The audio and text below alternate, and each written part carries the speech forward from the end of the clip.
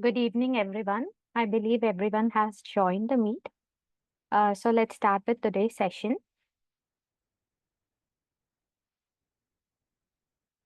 Uh, I'm Professor Ramya Prabhakaran, and it's my privilege and pleasure to welcome all of you on behalf of Computer Engineering Department of RISB College of Engineering to day 5 of our ATAL Faculty Development Program on Future of AI/ML, Balancing Innovation, Ethics, and Industry Needs.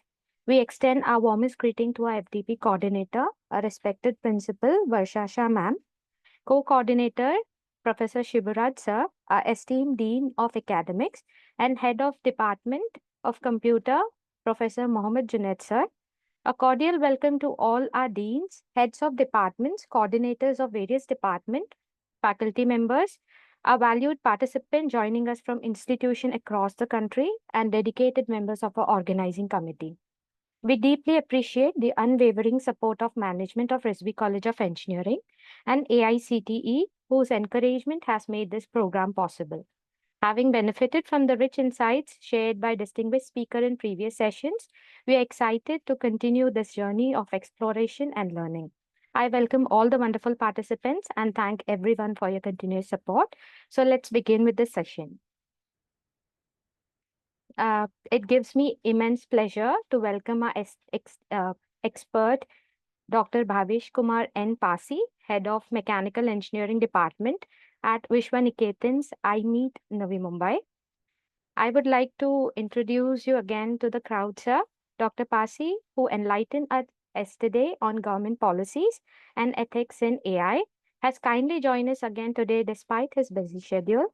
With a PhD from Sardar Patel College of Engineering, 12 plus years of experience and 30 plus publication, 12 patents and several national and international awards, he brings rich expertise in Industry 4.0, innovation and research. We are truly honored to have him lead this virtual industry tour.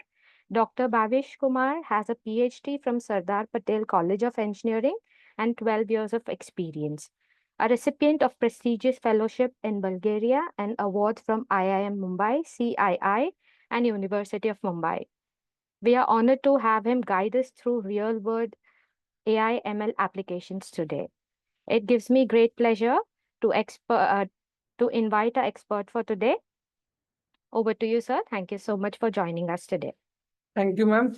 Very good evening, one and all present over here.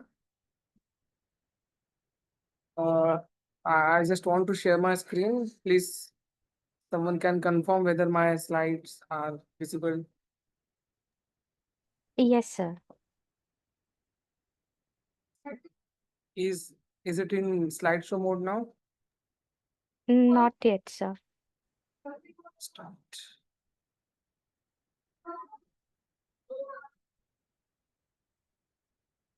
Just wait, please.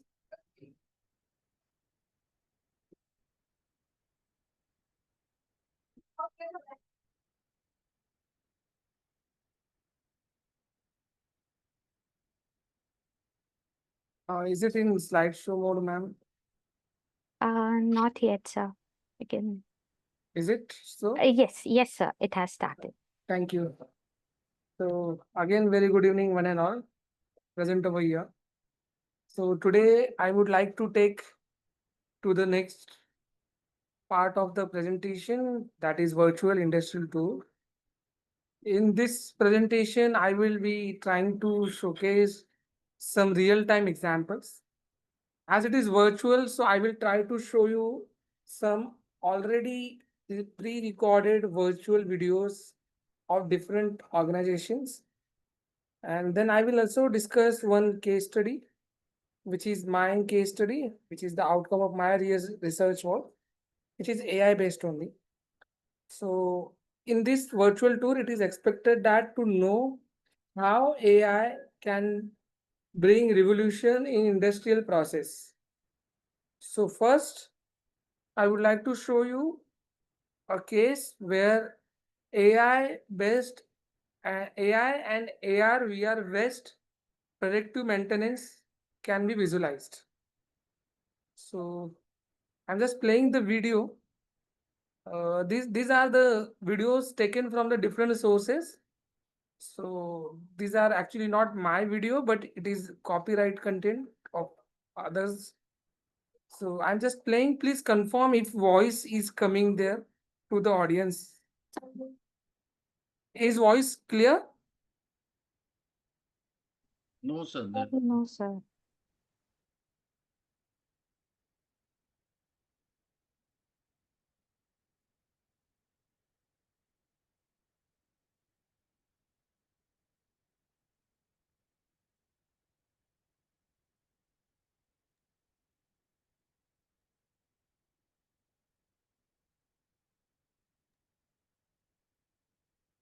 Sorry for interrupting, sir, but there is no uh, voice in the video. Just wait, ma'am. Let me switch off my video first. Sure, sir. Now, is voice or video coming? Sir, while sharing, there is an option of share audio also. I have clicked on it. Just let me check again.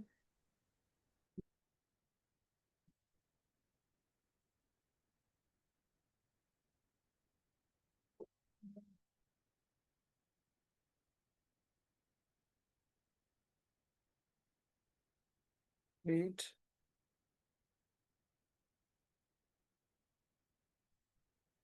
Share sound, share Zoom windows.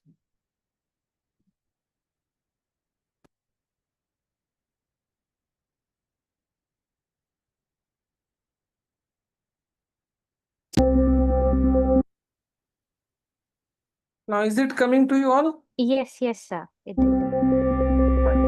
Let me start from beginning. Yes.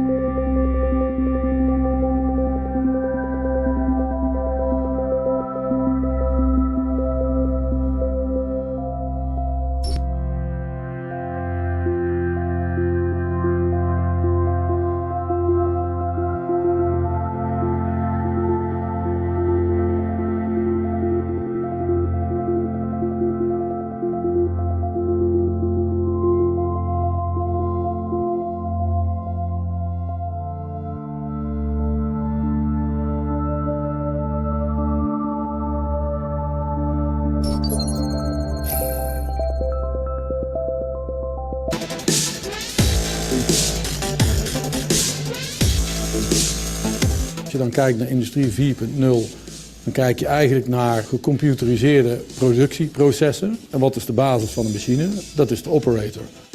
Wij hebben als WEMO gekozen voor een oplossing in augmented reality, omdat het inhoudt dat de operator eigenlijk zijn handen vrij houdt tijdens werk. Wat de operator kan zien is een complete productieproces. Je kan de machine bedienen. Dus je kan hem stopzetten, je kan hem starten, je kan wisselen. Hij kan kiezen welke producten hij wil gaan maken met deze AR-applicatie. Verder kan hij zien voor één of meerdere machines hoe de stand van zaken is, dus hoe de productieflow loopt. Met deze AR-bril hebben we de mogelijkheid om dus één operator meerdere machines te laten doen. We zien dat de operator 30% efficiënter aan het werk is. We kunnen nu komen tot 90% minder faalkosten, dus dat is enorm. Door de operator te helpen, handjes te bieden. Wij kunnen via remote assistance live meekijken. Mocht er een issue zijn, kunnen wij live aan hem uitleggen wat hij moet aanpassen. Het mooie van het systeem is dat het flexibel is. Waarom wij met Twinkels samenwerken, hè? We zijn partners geworden. We hebben hetzelfde DNA. Hè? Het zijn gepassioneerde teams in beide bedrijven. We zitten allebei in het hoogste segment in onze eigen technologie.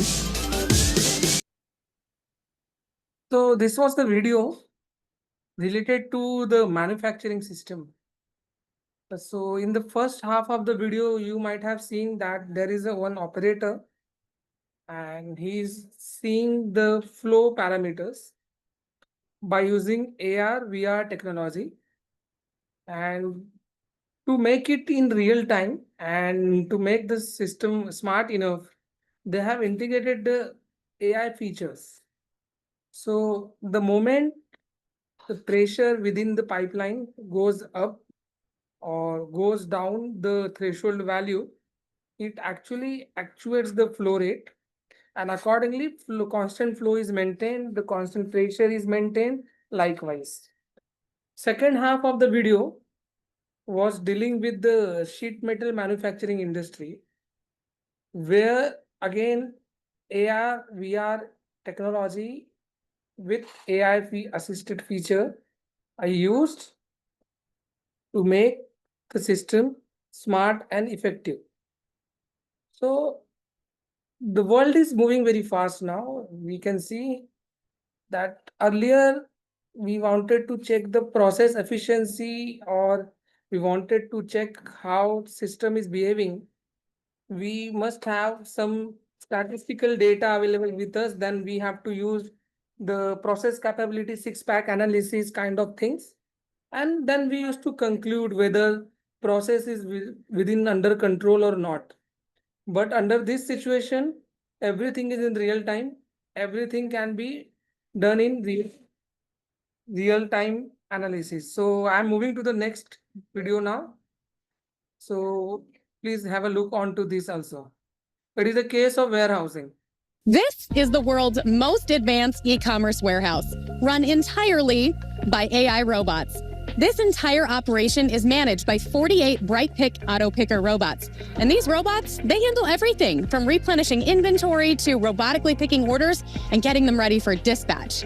And that's how this facility, operated by leading sports nutrition retailer, The Feed, is able to work 24/7 and pick 50,000 items per day, all while just using a handful of actual people.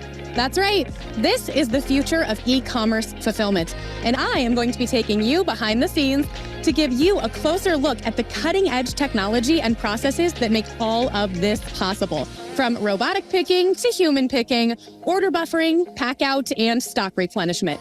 We're even going to hear from the people who work inside this warehouse and hear directly from them about what it's like to work alongside.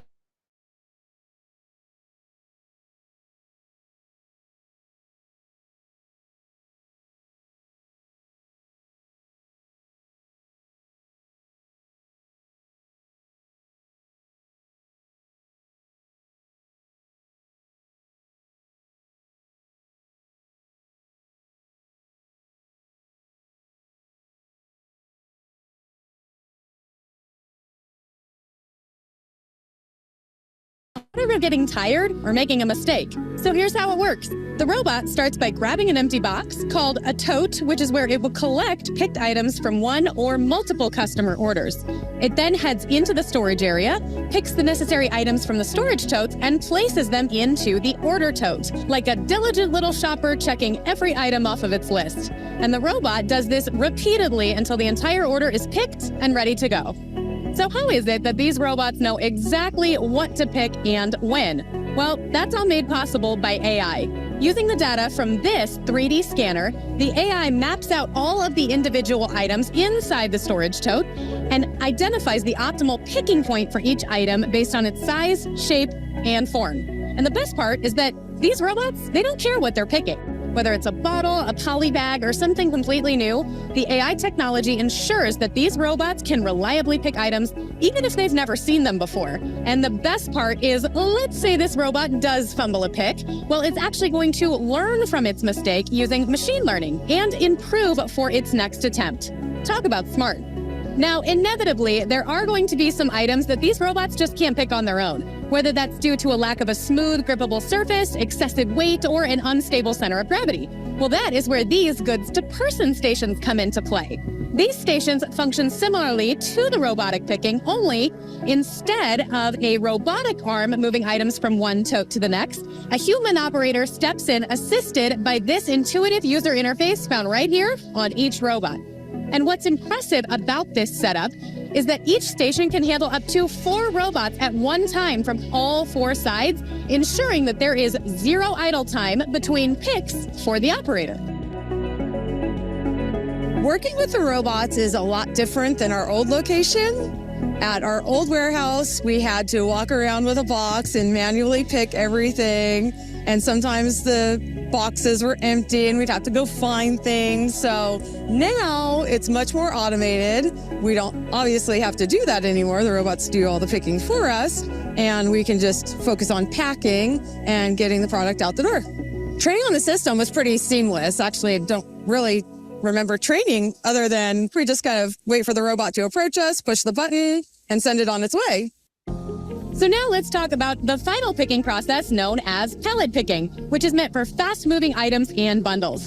Imagine you have a few best-selling products, or you're running a promotion with a free gift for every order. Well, storing these items within the automated system wouldn't make sense because you'd be replenishing them almost as fast as you were picking them out, kind of like trying to refill a leaky bathtub. So instead, these items are stored manually in cases or on pallets, the same way they arrived to the warehouse.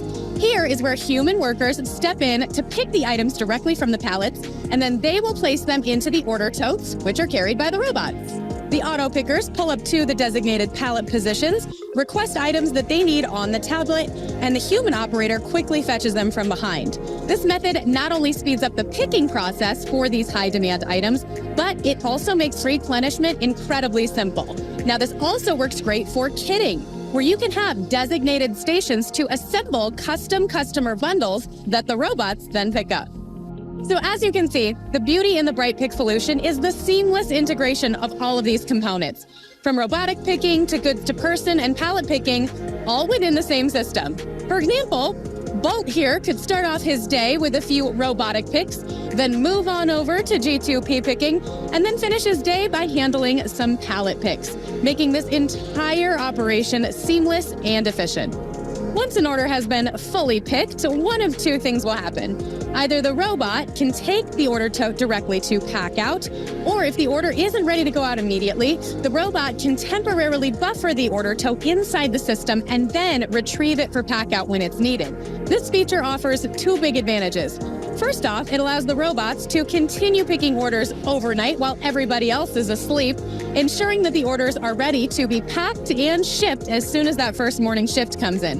And second, it helps to smooth out the picking volumes throughout the day, reducing the huge spikes that tend to happen during peak hours. Both of these benefits enable this fulfillment center to ship out more orders every day without having to spend more money on automation or labor. Now we're in the pack out area, which is the final step before shipping orders out to customers. You can see that these pack out stations are highly flexible, making it super easy to reconfigure them or add more stations. This adaptability, combined with the order buffer, makes ramping up or down for peak season incredibly straightforward. And check this out. This warehouse features a fully automated packaging machine. It will take the picked items and automatically package them into cartons. Honestly, I could watch this thing work all day. We were able to go from 50 to 100 people to completely automated with the Bright Pick solution. Now, we had homes for all of the people that were already working here, so we didn't have to remove any staff because the business was growing fast enough, but we really could almost stop hiring. Like when the employees said, wait, we don't have to do all this walking anymore, and we don't need to go pick this stuff, and now we can focus on finishing orders properly, doing the transfer from the Bright Pick system to our automated packaging solution. They were thrilled. So now that you've seen how orders are picked and packed, you're probably wondering, how is it that we replenish the inventory in storage? Well, that all starts here at the decanting station. This is where human operators will transfer items from the cases into the individual storage totes. The robots then take these totes and they autonomously move them back into storage. The robots use a technique called dynamic slotting to strategically place these totes into optimal storage locations. For example, items that are meant for human picking are going to be stored closer to the goods to person stations, while fast-moving items are going to be stored closer to the pack-out stations to minimize travel time. This system can store up to 11,000 totes using 10-foot tall shelving, along with the additional pallet storage for the pallet picking. Now, these shelves, they can be extended higher to increase storage capacity further, or you can split the storage totes into smaller compartments to maximize utilization. At the core of the Bright Pick philosophy is simplicity. Let the robots do the heavy lifting while everything else in this warehouse remains low-tech and straightforward. I mean, take the shelving, for instance. It's cheap, simple to assemble, and it can easily be moved or reconfigured. There's no conveyors and there's no complicated wire guides or QR codes on the floor for navigation. These robots, they can navigate all on their own using LiDAR and AI, all while maintaining incredible precision, passing within less than an inch of each other and their surroundings at speeds up to 5 miles an hour. And what's more is these robots, they'll stop if they see you, meaning there's no need for any safety fencing and any certified technician or employee can step in without having to pause the entire operation. All of this makes this system incredibly easy to install, scale, or even move to a different warehouse if needed. The brain behind the entire operation is the BrightPick Intuition software. This software orchestrates all robot workflows, directing each robot on what task to complete and when. It also optimizes the travel paths for each of these robots for maximum speed and efficiency, ensuring that these robots take the shortest path possible without blocking or slowing each other down. Think of BrightPick Intuition as the conductor of an orchestra, ensuring that every robot plays its part in perfect harmony. Additionally, the software tracks every tote and SKU within the system, maintaining full visibility and control over inventory. It's connected directly to the warehouse's WMS system, and it's constantly exchanging order and inventory data, ensuring smooth and efficient operations.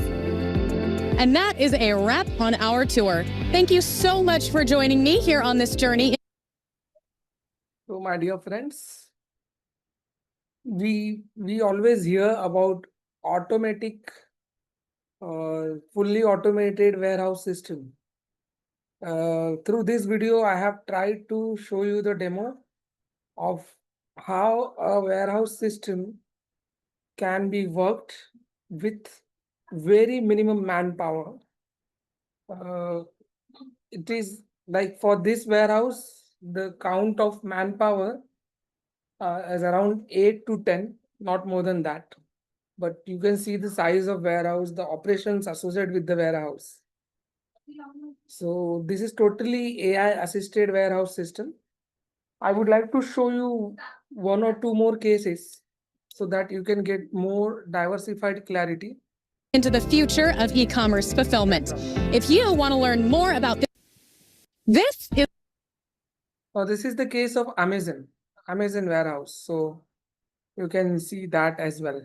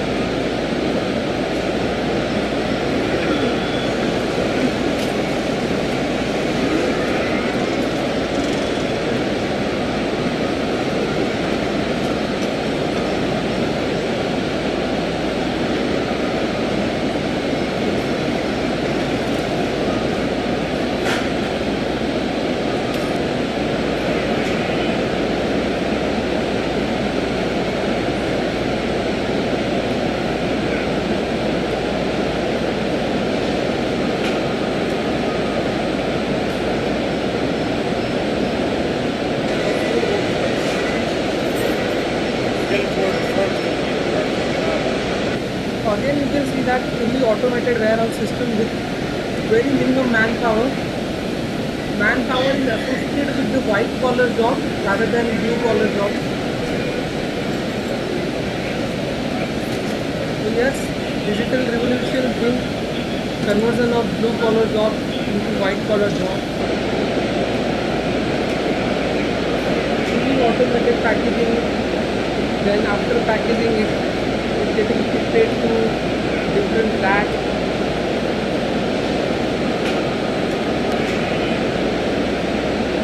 The size of robotic arm actuator.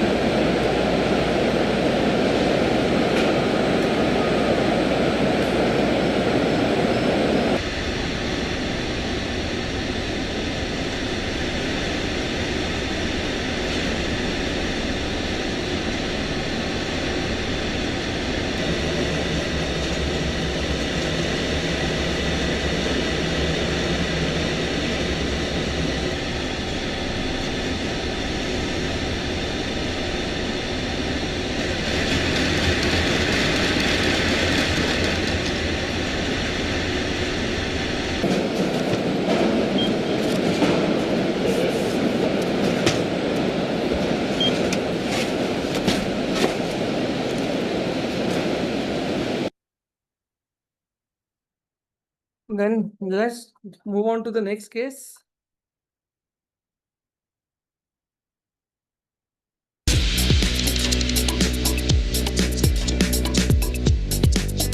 This is another warehouse system. Case of China. Around 65 robots are there.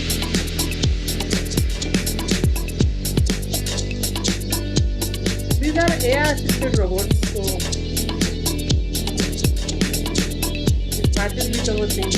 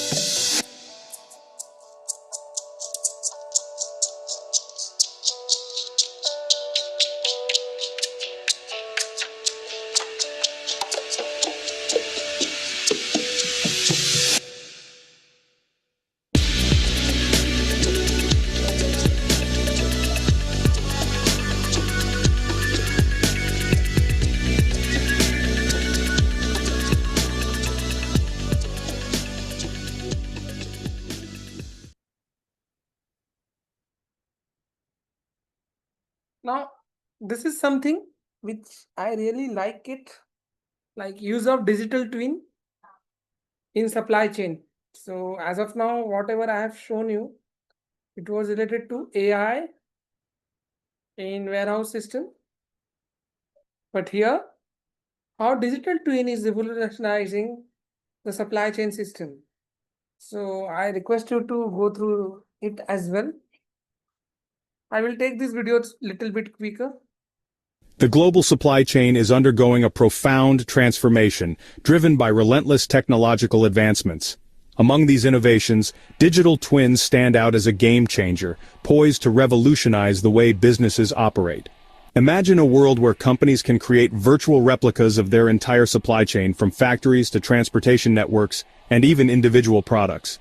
This is the promise of digital twins, and Siemens, a global technology powerhouse, is at the forefront of this revolution. Siemens' innovative approach to digital twins is reshaping supply chain management, offering unprecedented visibility, efficiency, and resilience. This essay explores Siemens' groundbreaking work in this field, highlighting the transformative potential of digital twins for businesses worldwide. Join us as we delve into the world of digital twins and witness the future of supply chain management unfold. Digital twins are virtual representations of physical assets, processes, or systems. Think of them as digital counterparts that mirror their real-world counterparts. Innovation would capture data from sensors embedded in the physical turbine, providing real-time insights into its performance, operating conditions, and potential issues. This data can then be used to optimize performance, predict maintenance needs, and even prevent failures. Digital twins are not just limited to physical assets. They can also represent complex processes such as manufacturing lines or entire supply chains. By creating a digital twin of a supply chain, businesses can gain a comprehensive view of their operations, identify bottlenecks, and optimize performance.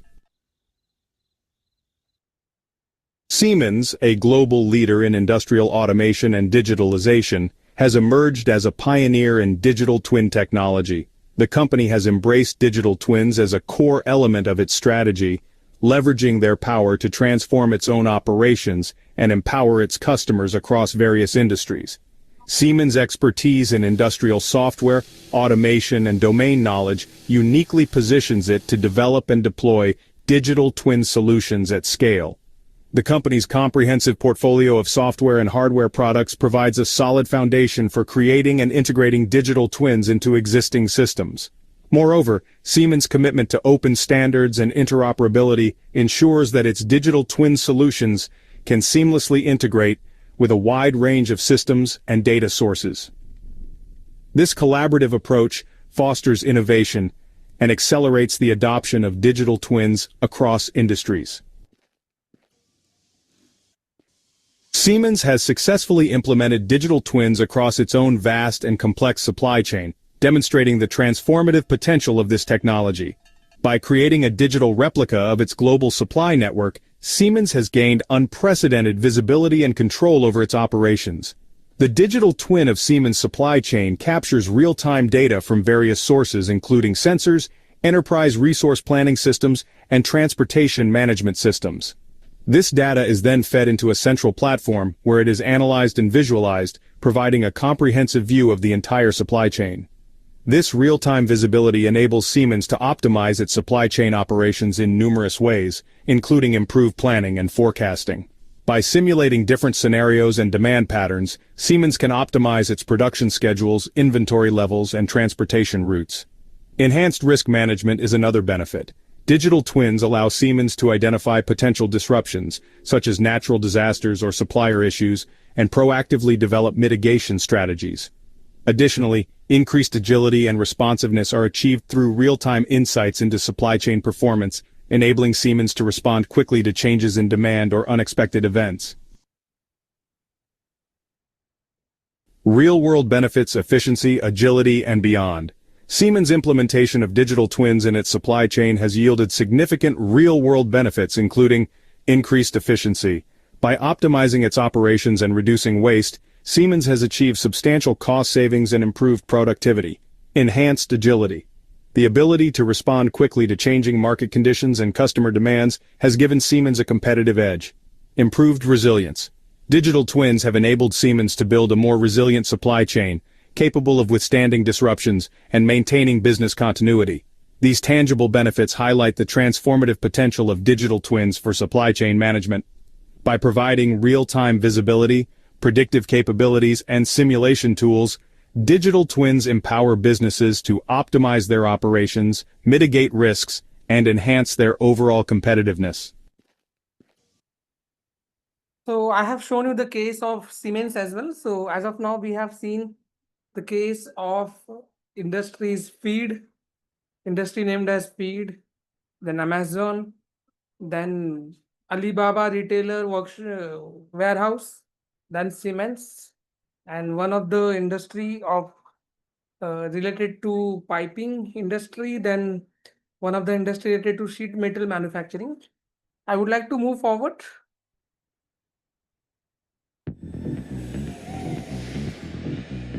This may look like just another car So factory, this is but it's actually assembly a new line microfactory, of manned by automobile autonomous industry, robot dogs and totally robotic AI arms automated monitored by system, AI. totally. So everything. It's designed to change the way one cars are operation produced, is being and it's been controlled built in the through the heart AI of one of the process. smallest and most Yeah, manpower expensive is there, countries in the but world, to Singapore. take care of the basic white Typically, collar car activity. manufacturers don't build. So I will not take time here.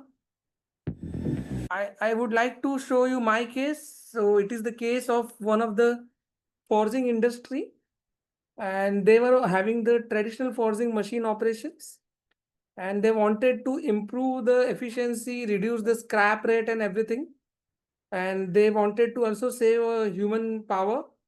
So we have tried, though there is an automatic forging machine available, we have tried to use the industry 4.0 technology, and we have given this kind of solution. So the operation was related to cold forging operation, and this is the working model of the machine. It is being patented. I have received a design patent for this. I have received a utility patent for this, and this is commercialized as well. Raj Surgical Limited in Panvel, they have taken this patent from me, so it is commercialized. This is totally a voice assisted forging operation machine. I got motivation through the Alexa, because when we give command to Alexa, so she tried to speak with us. She tried to play the with different musics and all. And the more you talk with Alexa, more she gets trained, and later on she behaves like a friend. So when I did a research survey, I found that there is a metal cutting machine, which is based on voice command, developed by Germany. But for metal forming operation, there is no such machine which is based on voice command. So I have integrated the voice command in the metal forming operation. And in that way, we have developed the machine, and these are the results. We have received a positive result. I would like to show you the video, demonstration video of the machine which we have developed. It is totally AI integrated machine where it gets trained with the time.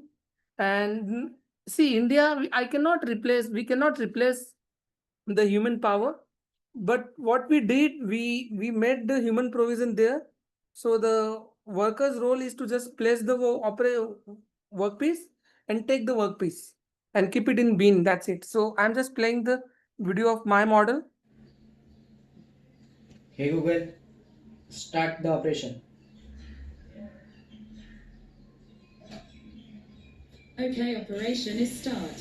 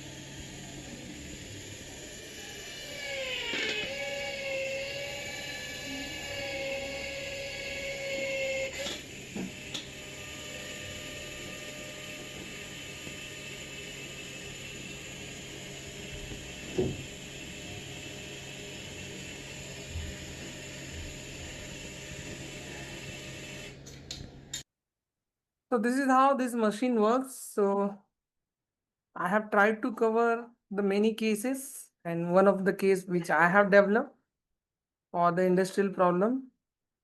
I have taken few short videos in quick way so that we can get the clarity. However, we are also getting one expert in this talk from soft flame industry, which is AI based industry in Pune. So I'm stopping my presentation over here. As of now, if anyone is having question, you can ask a quick question, and then I can hand over this to my team, my colleague from soft flame industry. If anyone is having question, please let me know based on the presentation as of now I have given to you.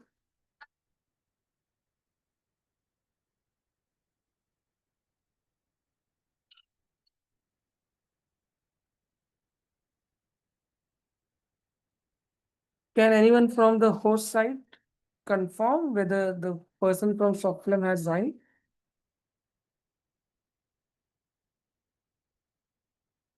Hey, hi Bhavesh. Good evening. Avinash joined from Yeah. Softflame. Good evening, sir. Good evening. Good. So, sir, I will stop here. Over to you, sir. Okay. I'm just waiting to see like if my other colleagues are here to join. Fine. Sujatan sir or Vikas sir, any one of you are here able to hear me? Fine.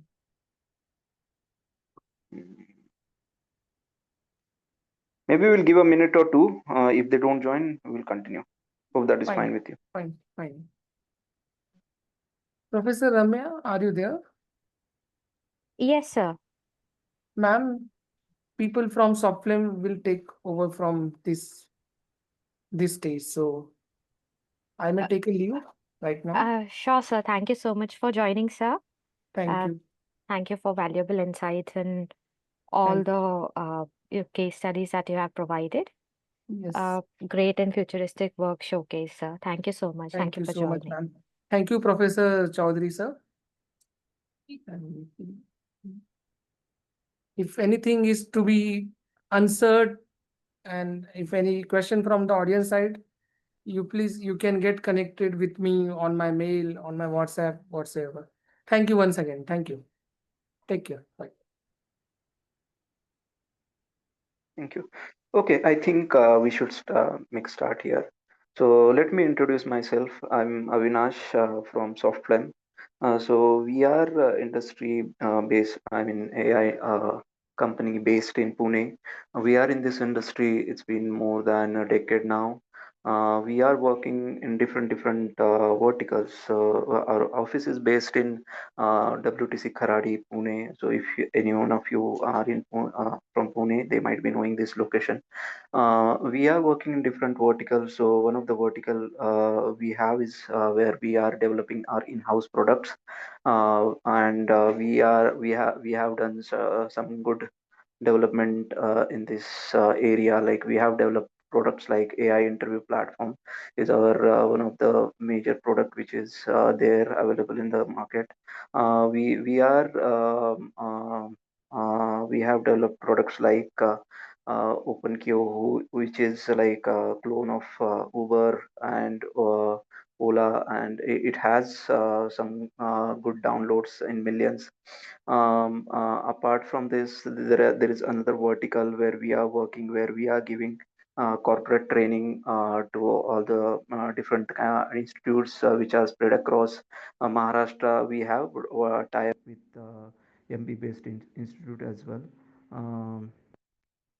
And we have faculties of hello, my bad. Okay, so we have a faculty of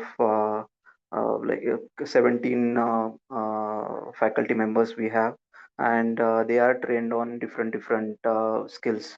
So any corporate training that you might need, we have faculty for that. We have tie up with different organizations. We can provide trainings on any niche skills that you may require. And we are doing the project development for different clients. We are connected with big names like you might have heard Uber. We are connected with LTI Mindtree. We are partner with HSBC, Deloitte, the big four in the KPMG sector. So we are connected with them. We have done the project delivery for them. We are providing the staff. We are working in staff augmentation, where we are providing our trained resources to these big companies, and we are developing their products as well. So we have recently developed a AI product for one of our reputed client, Hindustan Unilever. And it is mainly doing the translation of any language that is being spoken over the phone, and runtime it is doing the translation for that. So yeah, that is in nutshell about what we are doing. If you guys have any questions related to what we do, we are here to answer it.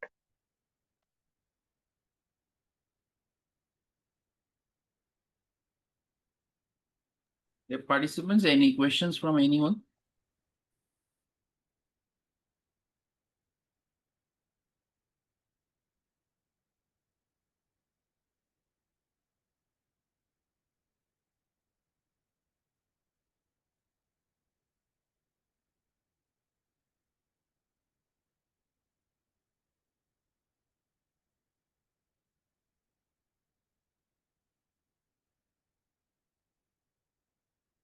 Feel free to ask any question if you may have, like, or if you are unclear with anything that I might have explained.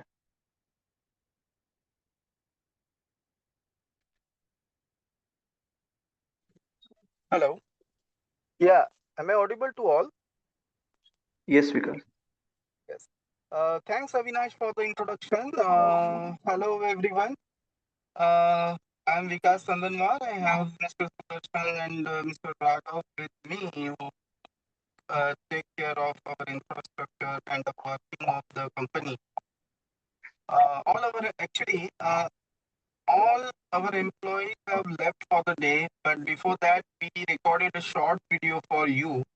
If you haven't seen it, you can watch the recording after the session. Sudarshan sir, I request you to show our office all first, then I'll provide the rest information. Have you showcase our office?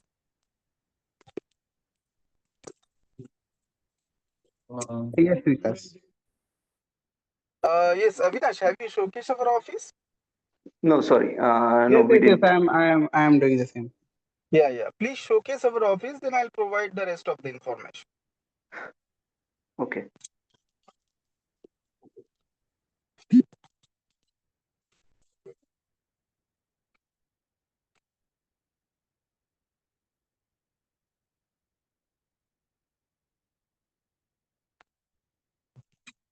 Meanwhile, if anyone has any query, then anyone can raise his query at any point.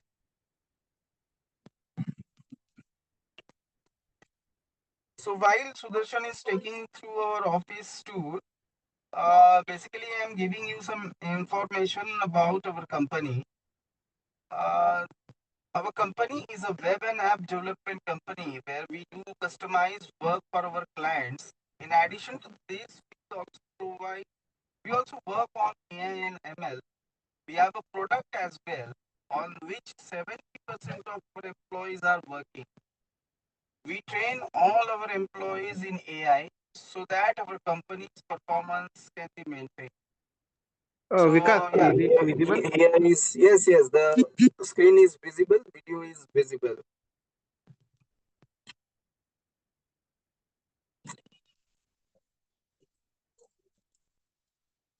You can see the office infrastructure.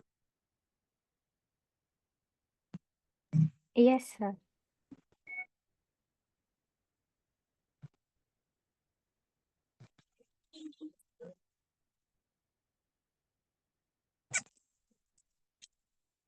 Okay, so our employees continuously keep learning new things about AI and ML, and we also arrange training sessions for them. Nowadays, actually, it's very important to focus on AI because the entire future depends on it. The old tradition is no longer there, where developers used to manually write and perform code. You can ask your college students also to enroll in our product. So, Sudarshan sir will give you a short description on the AI ML product which we are working on and which help them, your students also, in getting a job. We also provide corporate training to students to prepare them for the corporate world. We have the capacity to train 200 to 300 students at once, where we teach them about current technologies and help them with their placements. A short description of the product will be provided to you by Mr. Sudarshan. Sudarshan sir, can you provide a short description on our AIML product where our employees are working?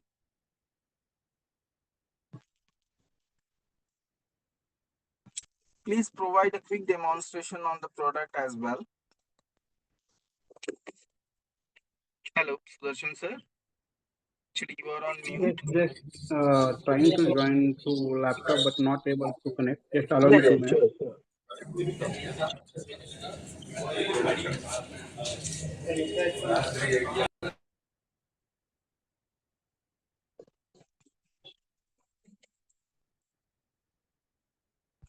Avinash sir, meanwhile, you can share something about our company if you want. And anybody has any question, you can also ask us. Right. Guys, if you have any question like why you need to do attend this corporate trainings or why it is important or any question that you might have, like how this session would be or anything that you want to know about this, feel free to ask. Don't hesitate. We are here to help now also, and if you join our corporate training.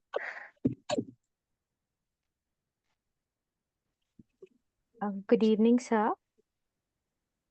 I have a question. So we teach students AI ML in college, but we understand instead of classroom lectures, it's better for them to go for industrial visits, even internships. So, and you kindly provided our students to apply for the products. So, if possible, will you be able to share certain details of your company so that we can share it with the students and they can, get back to you? Yeah, sure. We have some documentation with us. Maybe after this call, Vikas sir or Sudarshan sir, they would be able to share you that documentation.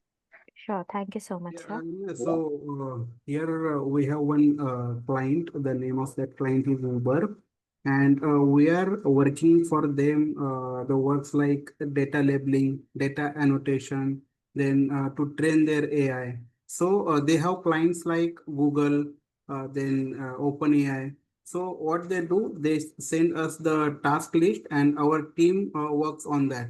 So we provide them freelancers as well as in-house staff to Uber. So like if you have AI ML branch in your institute, then we can give them the freelancing work as well when they are at final year student or they are pass out but they are not placed anywhere. So our company will help them to get that job as well, freelancers as well as full time. That would be great. Thank you so much. Yeah, and the work structure is like the just a second. I will try to show some kind of work like how it will work. Sure, sir.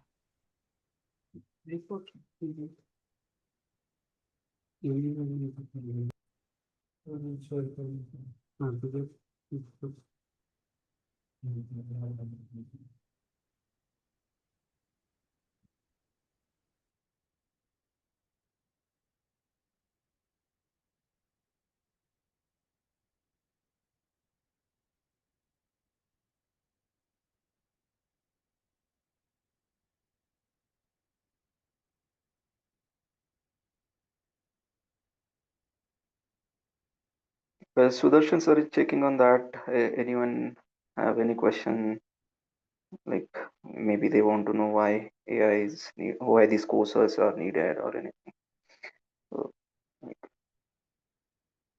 see, understanding AI is not a niche skill for market to select a few. It's a foundational competency for every modern professional. So by embracing this, like you would be enhancing your productivity, or you would stay relevant in the changing job market, and to contribute to the strategic success and responsible growth of the company or anywhere you would be working.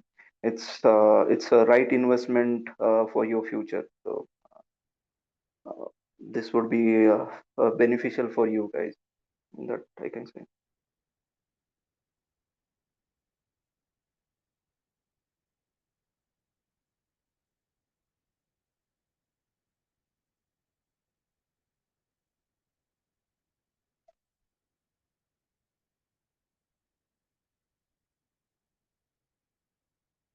I think host is disabled to share the screen. If host allowed to share me the screen, I can be able to share. Yes, sir.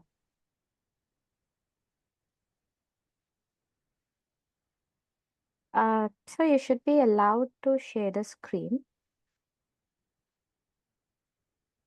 Maybe you should make him co-host. Yes.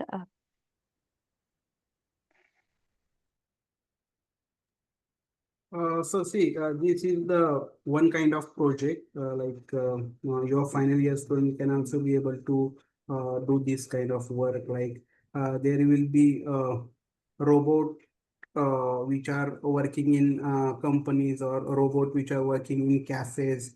There are some restaurants. There are some manufacturing industry where currently they are utilizing robots.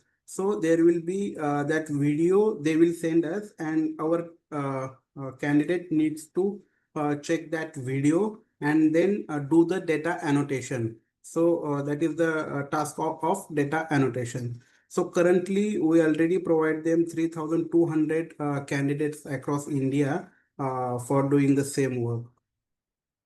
So we can share these sheets with you, so you can also check, and you can, if there are some candidates who want to do part-time work like for 2 hours, for 3 hours, that can be also provided by our company. And we always required monthly 50 to 60 candidates from the market. Like you want to give them the internship, or you for at the final year there are some institute who allow their candidates to do internship. So we provide paid internship as well at our organization. Any query or questions on it?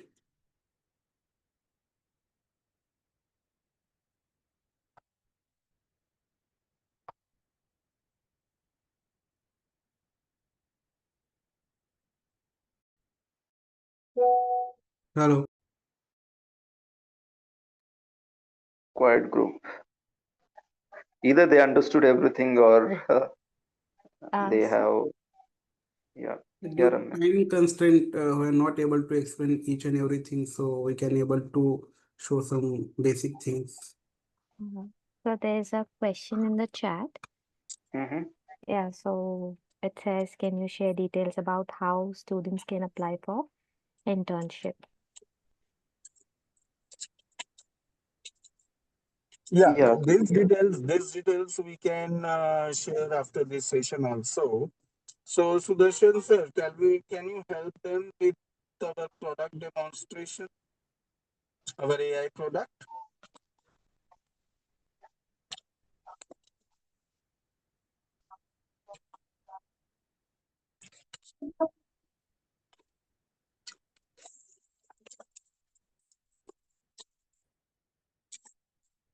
Hello, Sudarshan sir. I guess I'm audible, right? Am I audible to all or to you? Yes, Avinash, you're sir? audible. Yes, Yeah. you're audible. Yes, just sharing the screen. Yeah.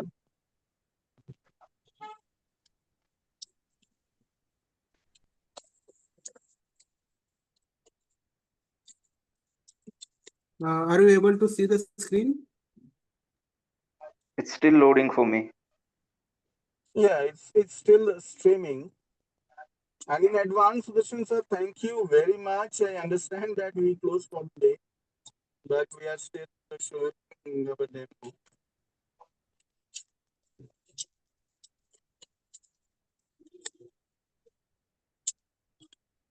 It is visible. Yes, it's visible. The screen is visible. So we have developed one platform where candidate can come and they can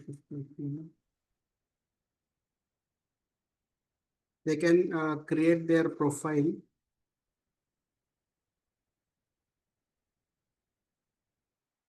Yes. So there is very basic steps. In 3 basic steps, they can upload their resume. Once they upload their resume, they will able our AI will parse that resume, and our AI will ask them the question on basis of their resume. Also, there is one more login for client, where client can check out the candidate who already given the interviews to the now it's some lag into the laptop, I think. I'm not able to explain. Yes. So these are within 3 steps. Candidate can able to create their profile where he or she can able to upload their resume. Then as per their resume, they can able to give the interview to the AI, and then they will get their scorecard. Like for example, what is their communication skill? Then if there is he mentioned Java Ops concept, then how much knowledge he or she having. So the complete report will be generated by our AI, and then that profile will be able to show to our clients. So clients will come and they can able to check the profiles. Like here, Prashant Sarde is the candidate, Rutuja More is the candidate. Then client can able to see their interviews with their budget, and what is the cost the candidate is offering to the particular client. So that kind of things we already that kind of things we provided to our clients. So here on our platform we have 80,000 candidates already registered, and they already out of that 3,200 candidates already started working with the Uber for the different projects. Yeah, that's it, Vikas. I will share the format of our report. Our report card will generated. For example, you have your institute, so there are 600 candidates. So that 600 candidate will give mock interviews to this platform, and out of those 600 candidates, as per their knowledge and as per their skill set, our platform will rank them out of 600, rank 1, rank 2, rank 3. So your TPO work get reduced, like which candidate needs to give to the companies. For example, there are MNC companies who having criteria to choose the fresher candidates. So that things already cover in this platform. Is it clear? Yes, sir. To add to what Sudarshan sir has mentioned, I just want to add few things. So this platform is not only for you to land your dream job, but it will help you to upskill. So once you give your interview here, it will give you the report, and based on that report, you will understand like where you stand in the market, and we are just not giving the corporate training, or we are not giving you this platform, but our expert team is there to help you on any areas where you are lacking. So that service also we can provide you in here. Yeah. So we were very happy to share information about our company with you. If you have any further questions, please feel free to ask us even after the session. And you are welcome to ask AI related question as well. So thank you very much all. Anupam sir, did you have any question? You can ask us right now.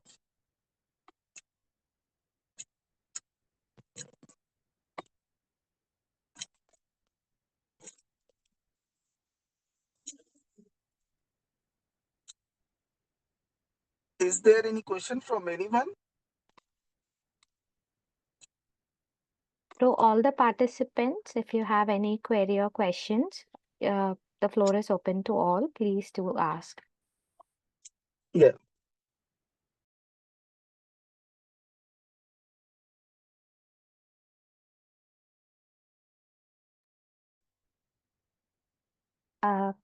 So there are no questions in the chat. I would like to take a moment to Yeah. extend thank you, sir. Yes. So I would like to thank you, and from all of us, a heartfelt thanks to Softflame Solution for organizing such an insightful virtual industry tour. We're extremely grateful to Mr. Vikas Nandawar, Director at Softflame Solution, for supporting and facilitating this insightful virtual tour, who generously took time to walk us through various aspects of your innovative work and provided in-depth details during the session. I would also like to extend my heartfelt gratitude Mr. Avinash Kadam and Mr. Sudarshan Patil for joining us and sharing valuable industry perspective. Your collective efforts not only made this session highly informative, but also inspired our participants to explore how AI/ML can drive meaningful impact in a real-world industry settings. We are immensely grateful to you, sir, for taking time to join us even after your official working hours, following usually demanding day at work. Your dedication and willingness to share your valuable insights despite your busy schedule truly mean a lot to us, sir. Thank you so much for joining us today and for the wonderful session. Thank you very much. Thank you very much. You're welcome, sir. Thank you, Avinash sir. Thank you, Sudarshan sir. We can drop the call. Yeah. Thank you all. Good day. Thank you. Thank you. Good day. Thank you.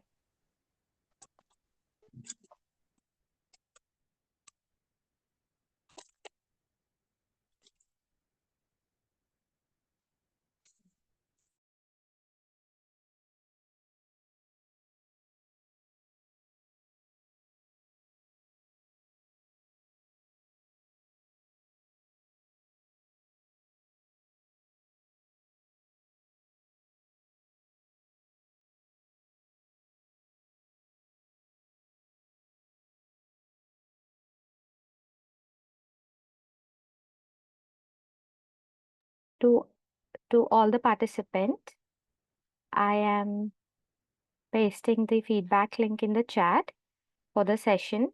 Kindly go ahead and fill the feedback form. Your feedback is really important to us. Please fill the feedback form for session 9. I've just pasted in the chat.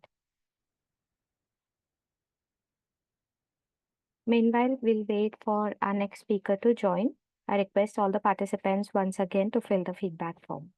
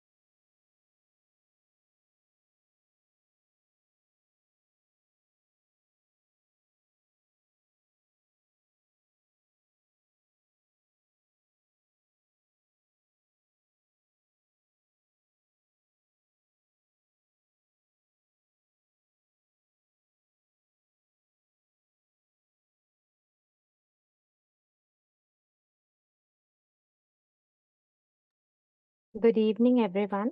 A speaker will be joining us in 5 minutes. So let's wait for the speaker.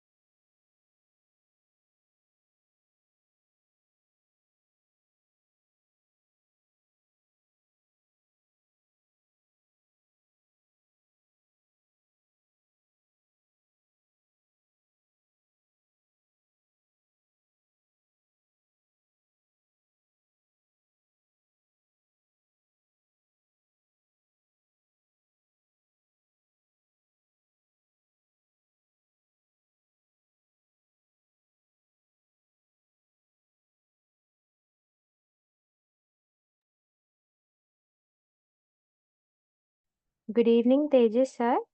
If you have joined the meeting, kindly let us know.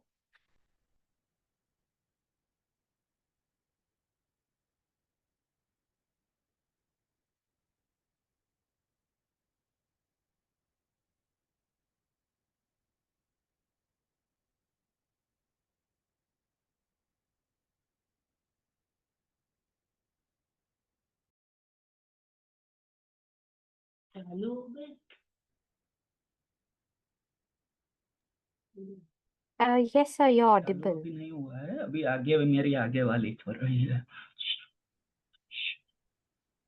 Good evening, sir. Can we start with the session?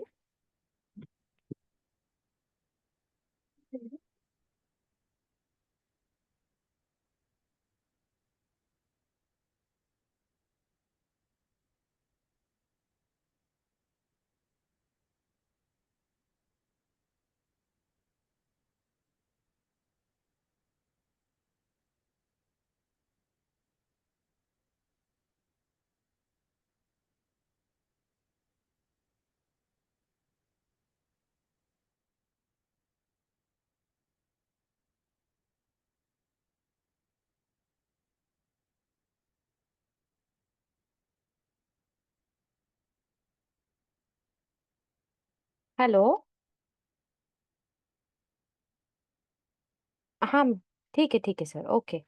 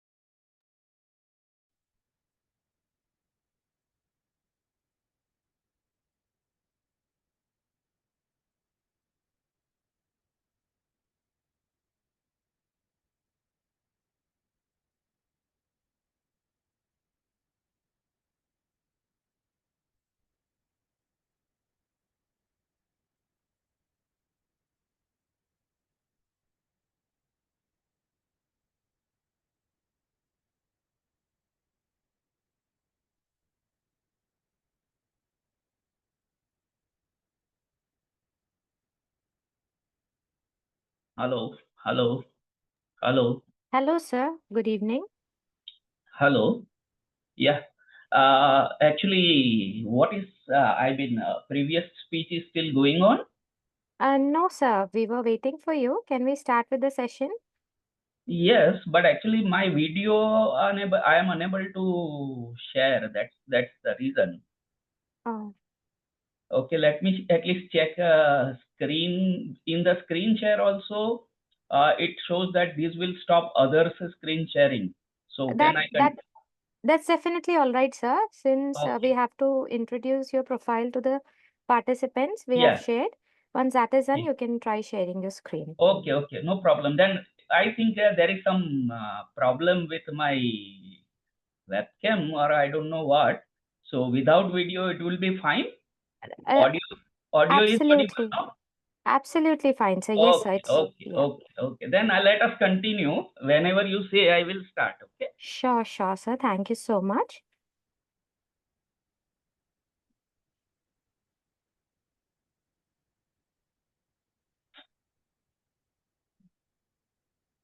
So I'm honored here to introduce our next distinguished speaker for today, Mr. Tejas Desai. With over 6 years of experience as a full stack data scientist, Mr. Tejas specializes in artificial intelligence, machine learning, generative AI, and advanced data science solutions. His journey reflects both versatility and depth, beginning as a web analyst and web development team lead, and progressing over last 8 years through roles as data analyst, senior data scientist, and now a full stack AI/ML product leader. Currently serving as a team lead in AI and ML and data science, product building and consulting, eCube analytics, Mr. Tejas has successfully developed and delivered more than 20 end-to-end projects spanning supervised and unsupervised learning, deep learning, forecasting, and generative AI applications. His work showcases complete machine learning lifecycle from business understanding and data preparation to model deployment and ML ops. Mr. Tejas has also contributed significantly as a senior data scientist at GE Gray Equations, where he led projects on employee attrition prediction, sentiment analysis, workforce diversity analysis, and internal job mobility prediction. Earlier, as an instructor at Great Learning, he guided inspiring professionals in AI/ML through practical industry aligned projects, including fraud detection, recommendation engines, and financial portfolio optimization.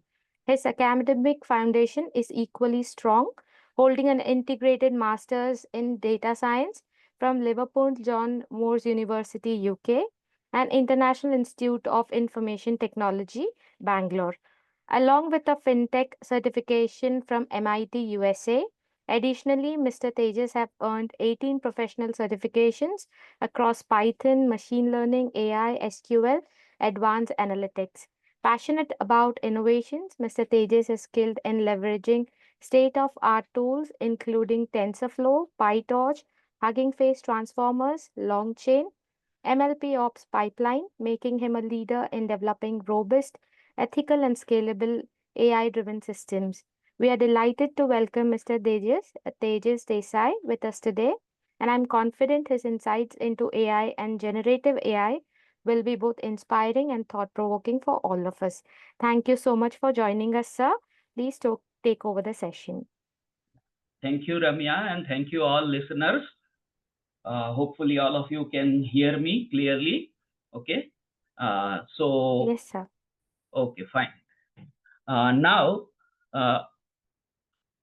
this is the whole session's brief outline. We'll start very quickly with what is AI and AI as a all-encompassing superset.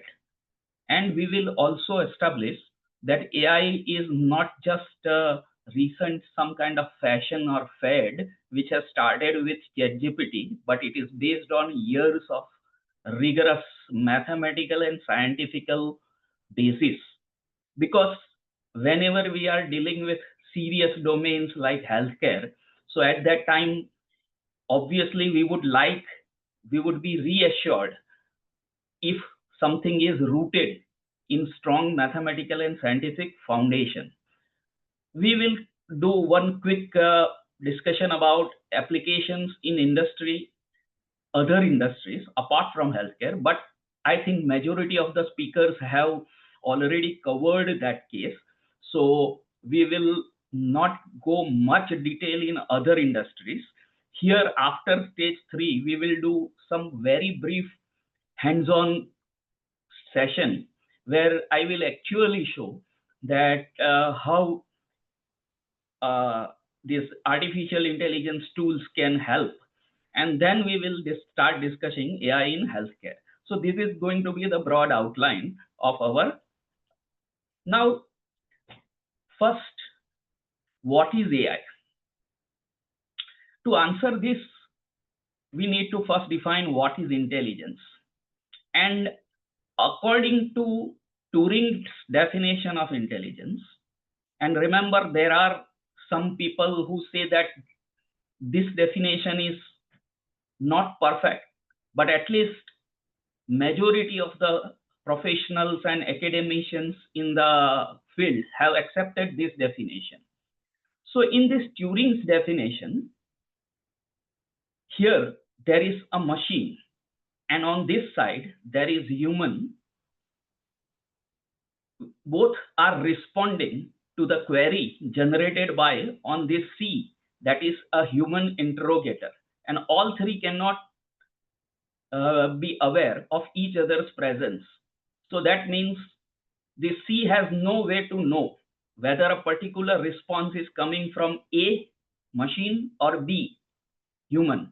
Then Turing's definition is very simple, that if some query is directed to both machine and human, and some response is received, and this human interrogator is unable to discriminate whether it is coming from human or whether it is coming from machine, then we will say that the machine has given an intelligent response.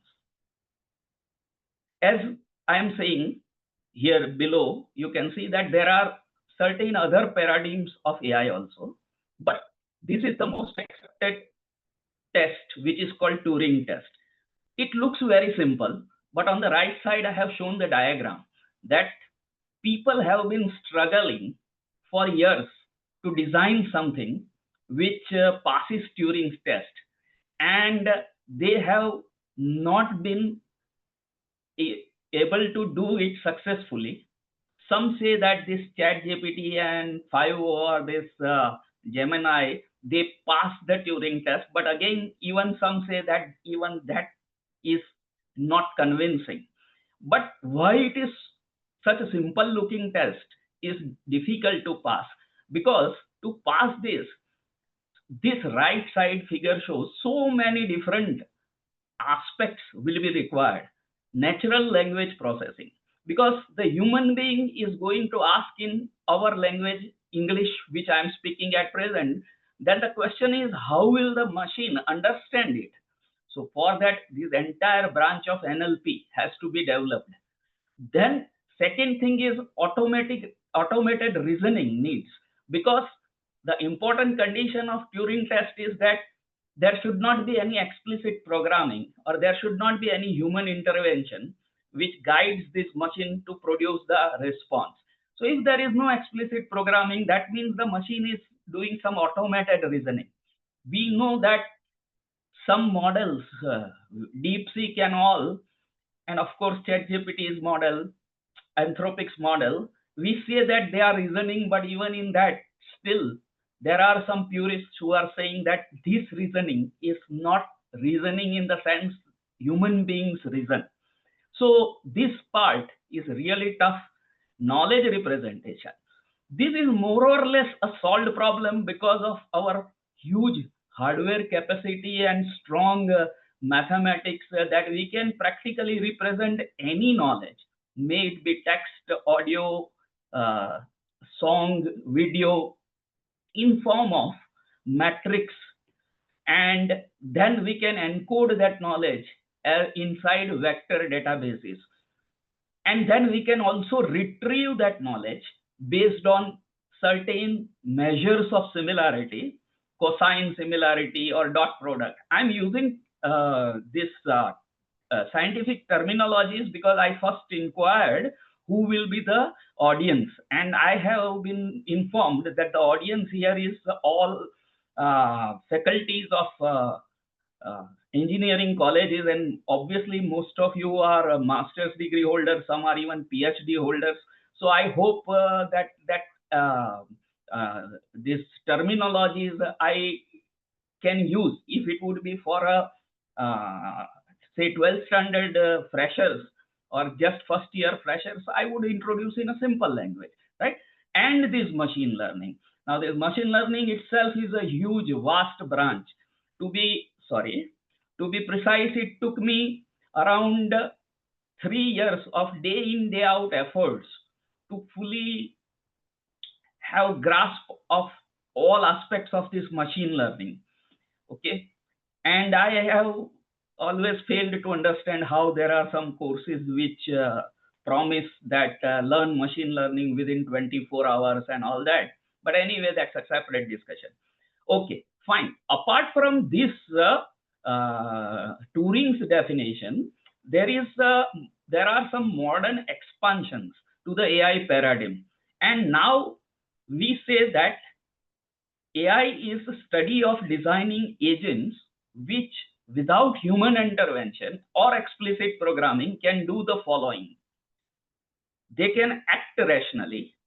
This approach is called rational agent approach. What is the meaning of act rationally is explained here. I am not speaking that. Then they can think rationally. This is called law of thought approach or simple logic approach. It has been started since Greek philosophers' time, Aristotle and Plato and all those people, and then it is developing further with Bertrand Russell and all that. Then AI is study of design of agent which act like human. That is this Turing test approach, which says that as long as the human interrogator cannot distinguish whether the response came from human or whether the response came from machine, then we will say that this machine is acting like human. Okay. Now, here some people have some problem because we often insist that acting like human means it should be exactly like human.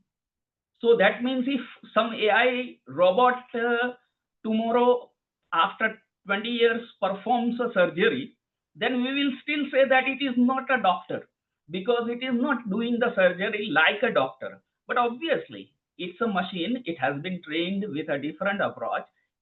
The thing is, outcome matters. And this Turing test focuses on outcome. It does not focus on the way in which the outcome is achieved. A very good example is given here on the right side here where my cursor is moving. That is bird versus airplane example. Say when human saw birds, we always started dreaming about flying. We also know about the story of some old Greek person who made some wings of wax and flew. Or it is a mythology. We don't know it is true or false. But we all failed. When did we succeed in making our airplanes? When we stopped mimicking birds. Birds actually generate thirst and power by oscillating their wings. But our airplanes, no, they do not oscillate their wings, right? They generate thirst by velocity. And that we all engineering people know that Bernoulli's principle and upward thirst is generated. So we generate thirst by a different mechanism. As long as human beings continue to blindly mimic birds, then we failed in our endeavor of flying. But when we decided that enough is enough, our goal is to fly, Our goal is not to fly like a bird. So then we decided that we will generate an aerofoil shape, and with tremendously high velocity, when the airplane will take off from the runway, then the pressure from the down to upwards will be more, and then the plane will be lifted. And today, thousands of flights are operating daily. Now, will you not call that, will you be purist and say that this is not flying because it is not like bird? Okay. So similarly, will you say in this type of case that this is not intelligence because it is not thinking like human being, or it is not acting like human being? So result or outcome matters. The method by which that outcome is obtained does not matter. And then fourth, so these are the four paradigms. AI agents should act rationally, think rationally, act like human, and think like human. Okay, so fourth is think like human. That is called cognitive modeling approach. We are not yet there.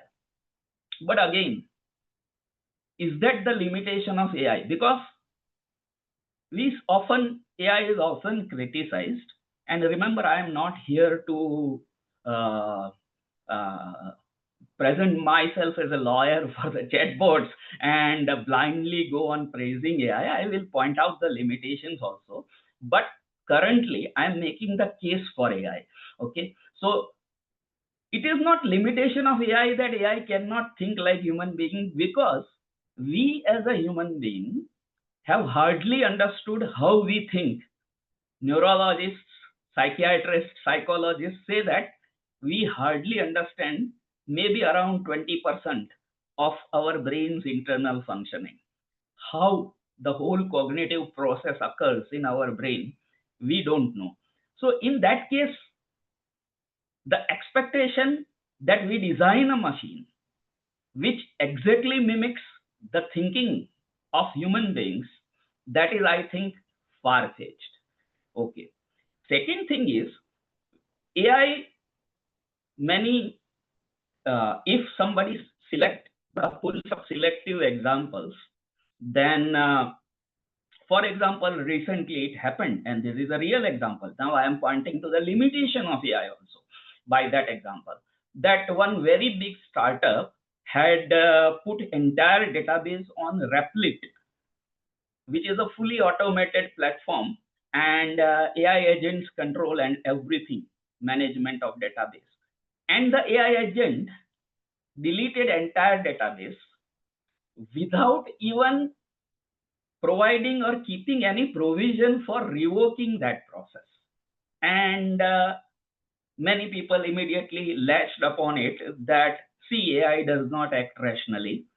Then a lot of inquiries were done, and the agent was pressurized. Pressurized means asked to explain its behavior, and it said that agent said that it was confused, and it thought that this is not correct, but it still acted. So again, many people said that that is violation of this thing, that acting rationally. Agent thought that it is not correct to delete entire database, and still it deleted entire database without even any provision for without taking backup, or without any provision for reverting the process. So it is irrational behavior. But again, the question is, do we as a human being act rationally every time? There are terrorist events, people murder each other, people commit suicide, people do all kinds of weird things. So acting rationally is a very, very tough test. And if I am the judge, then I would say that AI agents act perhaps more rationally in majority of the cases than average population. I'm saying average population. There are always some exceptions. There are some great people who always can think rationally and without bias. Okay, some people also talk about algorithmic bias in AI and the data bias in AI. Are we all free from bias? whenever we meet anybody in India, usually, maybe our generation is luckily free from that, but our previous generation, our instinct was to know the caste, to know the community, to know the state. And then we try to do some kind of generalizations that all people from this state are maybe what you call without any refined behavior, and all people from XYZ states are always intelligent.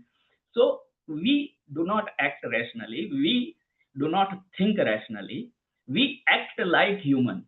So that means, to my mind, the real test is whether or not to accept some AI tool as intelligent is whether it can act like human. And I clarified that act like human does not mean in the same manner with that bird and airplane analogy. Okay, think like human, we are still far away. And AI still cannot do many things. For example, a simple game of Sudoku, AI cannot play still today. It is a strange thing. It can play chess. It can play even the tougher game, that is Go, Chinese version of chess. But it cannot play Sudoku with that much skill. So I am not saying AI is panacea for everything. I am not saying it is the solution for everything, but I am saying that we are living in an era which very few people are fortunate to live in, and we should do our best to take the benefit of whatever developments come to us while maintaining our human traits of empathy, understanding, compassion. Okay. Now this AI terminology, this right side portion, I'm not going to describe and bore you because it is too verbose, and all people here are quite learned people, so they know all these things. But the diagram is worth clarifying, because many people think, not this audience, but if I have to talk about AI to normal audience, many people think AI means ChatGPT. So it is very difficult to explain to them that artificial intelligence is actually a superset. Inside, there is a set of machine learning, within which neural network, deep learning, transformers, within which generative AI, generative pre-trained transformers, and large language model is just a small subset, in which GPT-4, that is the ChatGPT. Now it has been GPT-5 also, but that is still smaller subset. So AI is not ChatGPT, and ChatGPT is not AI. And all these fields, machine learning, neural networks, they have been developing for decades. They have strong mathematical foundation. We need to learn linear algebra, probability, statistics, optimization theories, information theory, control theory, signal processing. So, as engineers, whenever someone asks for reassurance that are these all tools reliable, I mean, some say that, and there is a lot of noise in the media, some are in favor and some against AI tools. So you can always show this diagram and assure them that don't worry, decades of scientific and mathematical rigor is involved. Okay, so AI generates reproducible results, testable results, and even explainable results. Earlier AI was used to be called black box model. So it said that it produces result, right? But we don't know how it produces the result or what is the interpretation of those results. But even that issue is more or less solved. Okay, so there are certain techniques by which results of AI can be explained to the end user. So if an AI algorithm rejects your loan application, then the bank can even give explanation. If an AI diagnostic tool diagnoses you with or flags you that you are at the risk of diabetes or you are at the risk of cardiac arrest, then it will give you the reasons also that these are the factors. Say, for example, your obesity, or maybe your hereditary history, or maybe your age, that are pulling you towards at high risk. But at the same time, your regular exercising routine, your simple food intake behavior, that are pulling you away from the being at high risk. So that entire thing can be generated by shape diagrams or line diagrams if somebody is using R programming then, and patient can be convinced that these are the reasons and these are the risk factors, these are the positive factors in your particular typical case, and you should improve these aspects. So with that much background, let us do this part. This part I will go very quickly because, as I said, this is applications in industries other than healthcare, and most learned other speakers have already covered it. So transportation and mobility, I am just directly coming to the rightmost column, and real giant companies, Waymo, USA, Baidu, Tesla, and you will be surprised that as soon as autonomous car comes, Tesla comes in our minds, because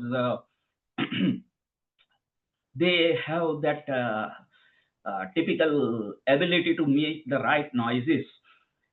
Of course, great technology also. But Waymo has already, and Baidu both, their fleets of autonomous vehicles are already operating. Okay. Then AI-based traffic signals, predictive maintenance, Rolls-Royce or GE.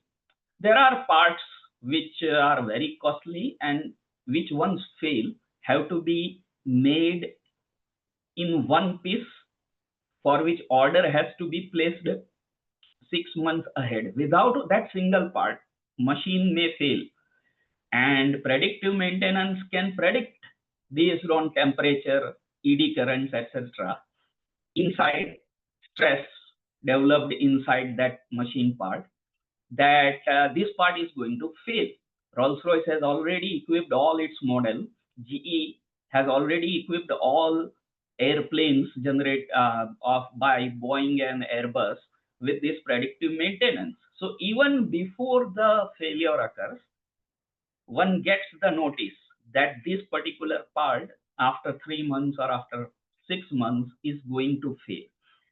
Okay. Manufacturing, we all know the Industry 4 and the digital twins. Cobots have been deployed in automotive plants. Cobots stands for collaborative robots.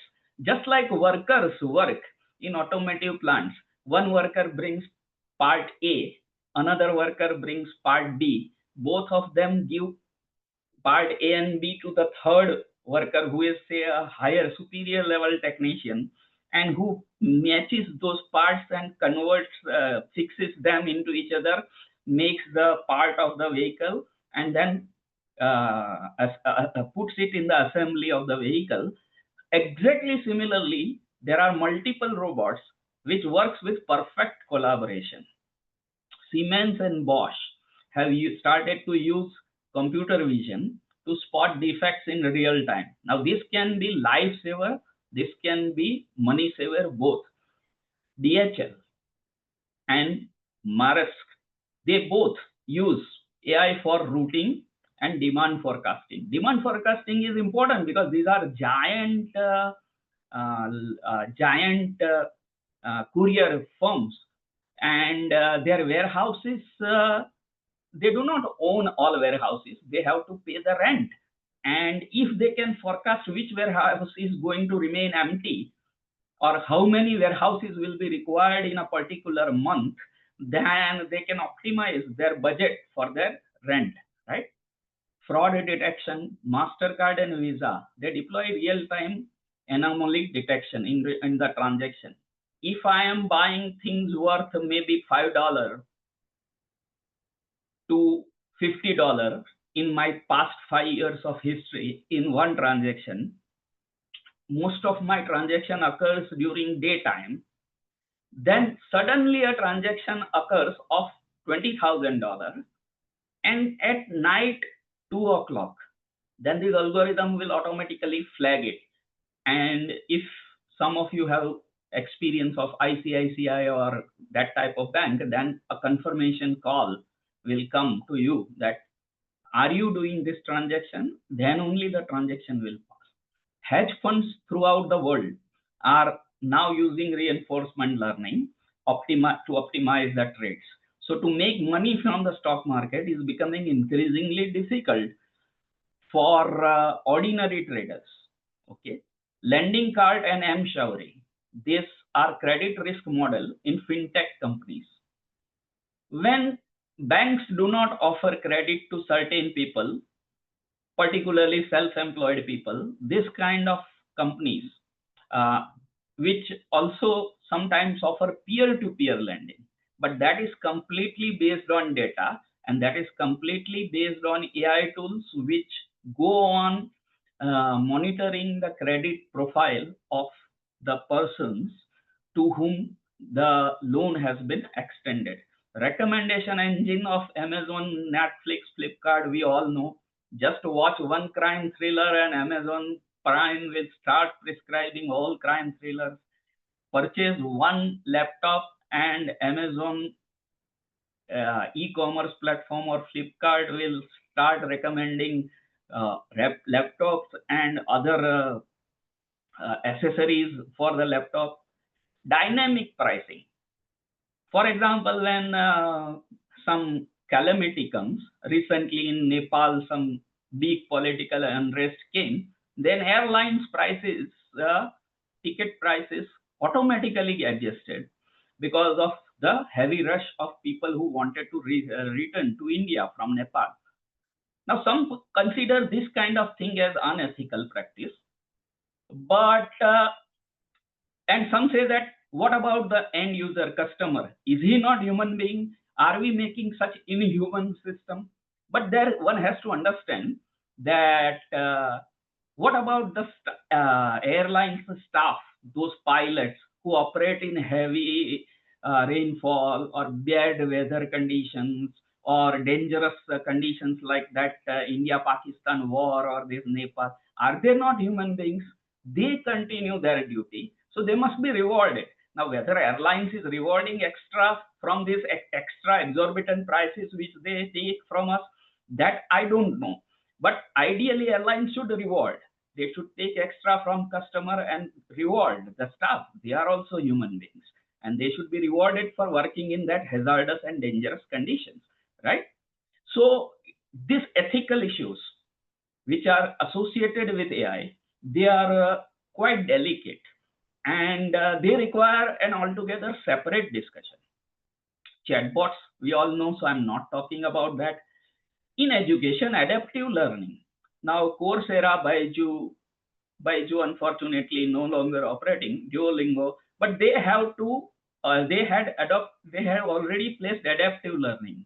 Means if you consecutively perform well in 5 exercises, then your next exercise will become difficult because they think that this person is intelligent and needs to be challenged at higher level. Reverse is also true, that if your performance is poor in 3 exercises, then the content will adjust itself and some easier content will be presented to you so that you will get encouraged, and this has prevented a lot of dropout, because in online courses you will be surprised only 15% people complete the course once it's started. So this adaptive learning is a boon for online courses. AI proctoring, facial recognition, keystroke dynamics. Now this keystroke dynamics is also important. It is said that many times it is said that your handwriting is your signature, and if everything is done by computers, all exams are taken by computers, then that unique feature that the candidate himself has written the paper, that will be lost. But there have been algorithms which have proved that each person's keystrokes and the way he types on the keyboard is also having unique signature. So this examination proctors, they first ask you to type some paragraph for maybe 15 minutes, 20 minutes or so. They learn pattern from that, that this is okay, this is the way of typing for this fellow. And then if you try to put some other imposter expert instead of you for attending the computer based exam, then he will not be typing like you and it will be immediately flagged. Okay. Then early dropout, as I said, machine learning can. Agriculture. Now in India, agriculture is still a huge employment generator. And precision farming, that is based on the content of the soil, how much is the NPK, nitrogen, phosphorus, and potassium. You can decide which crop should be sown, rather than going on blindly adding fertilizers, which ultimately in long run pollutes earth and which also in long run reduces the quality of the soil.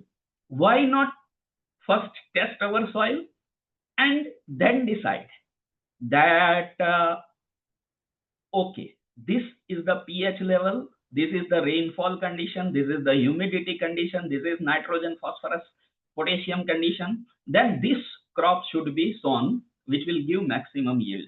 Not only that, precision farming nowadays include creating greenhouse and even maintaining the level of gases like nitrogen or carbon dioxide, etc. In exact proportion which that particular crop requires. Okay, and in India, Mahindra has already started working in that field. This is one international firm, John Deere, which already does. It is a giant company in precision farming, crop disease detection.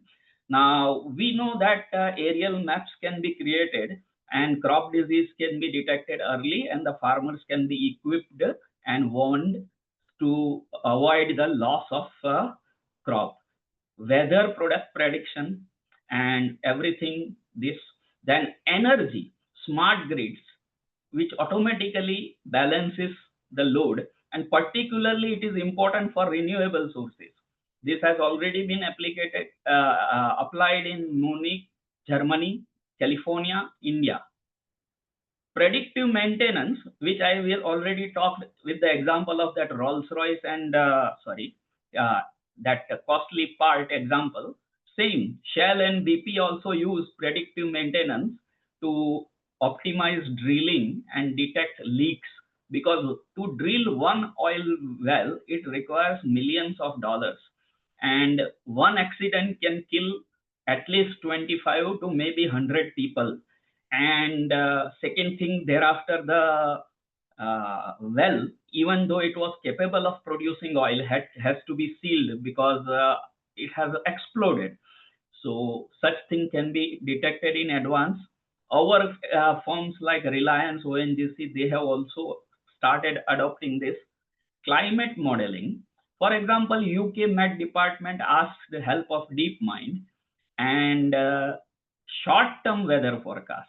Long-term forecasts are easier, but short-term weather forecast, what is going to be the temperature tomorrow, or what is going to be the maybe humidity level after 3 days, that is a bit difficult to forecast accurately.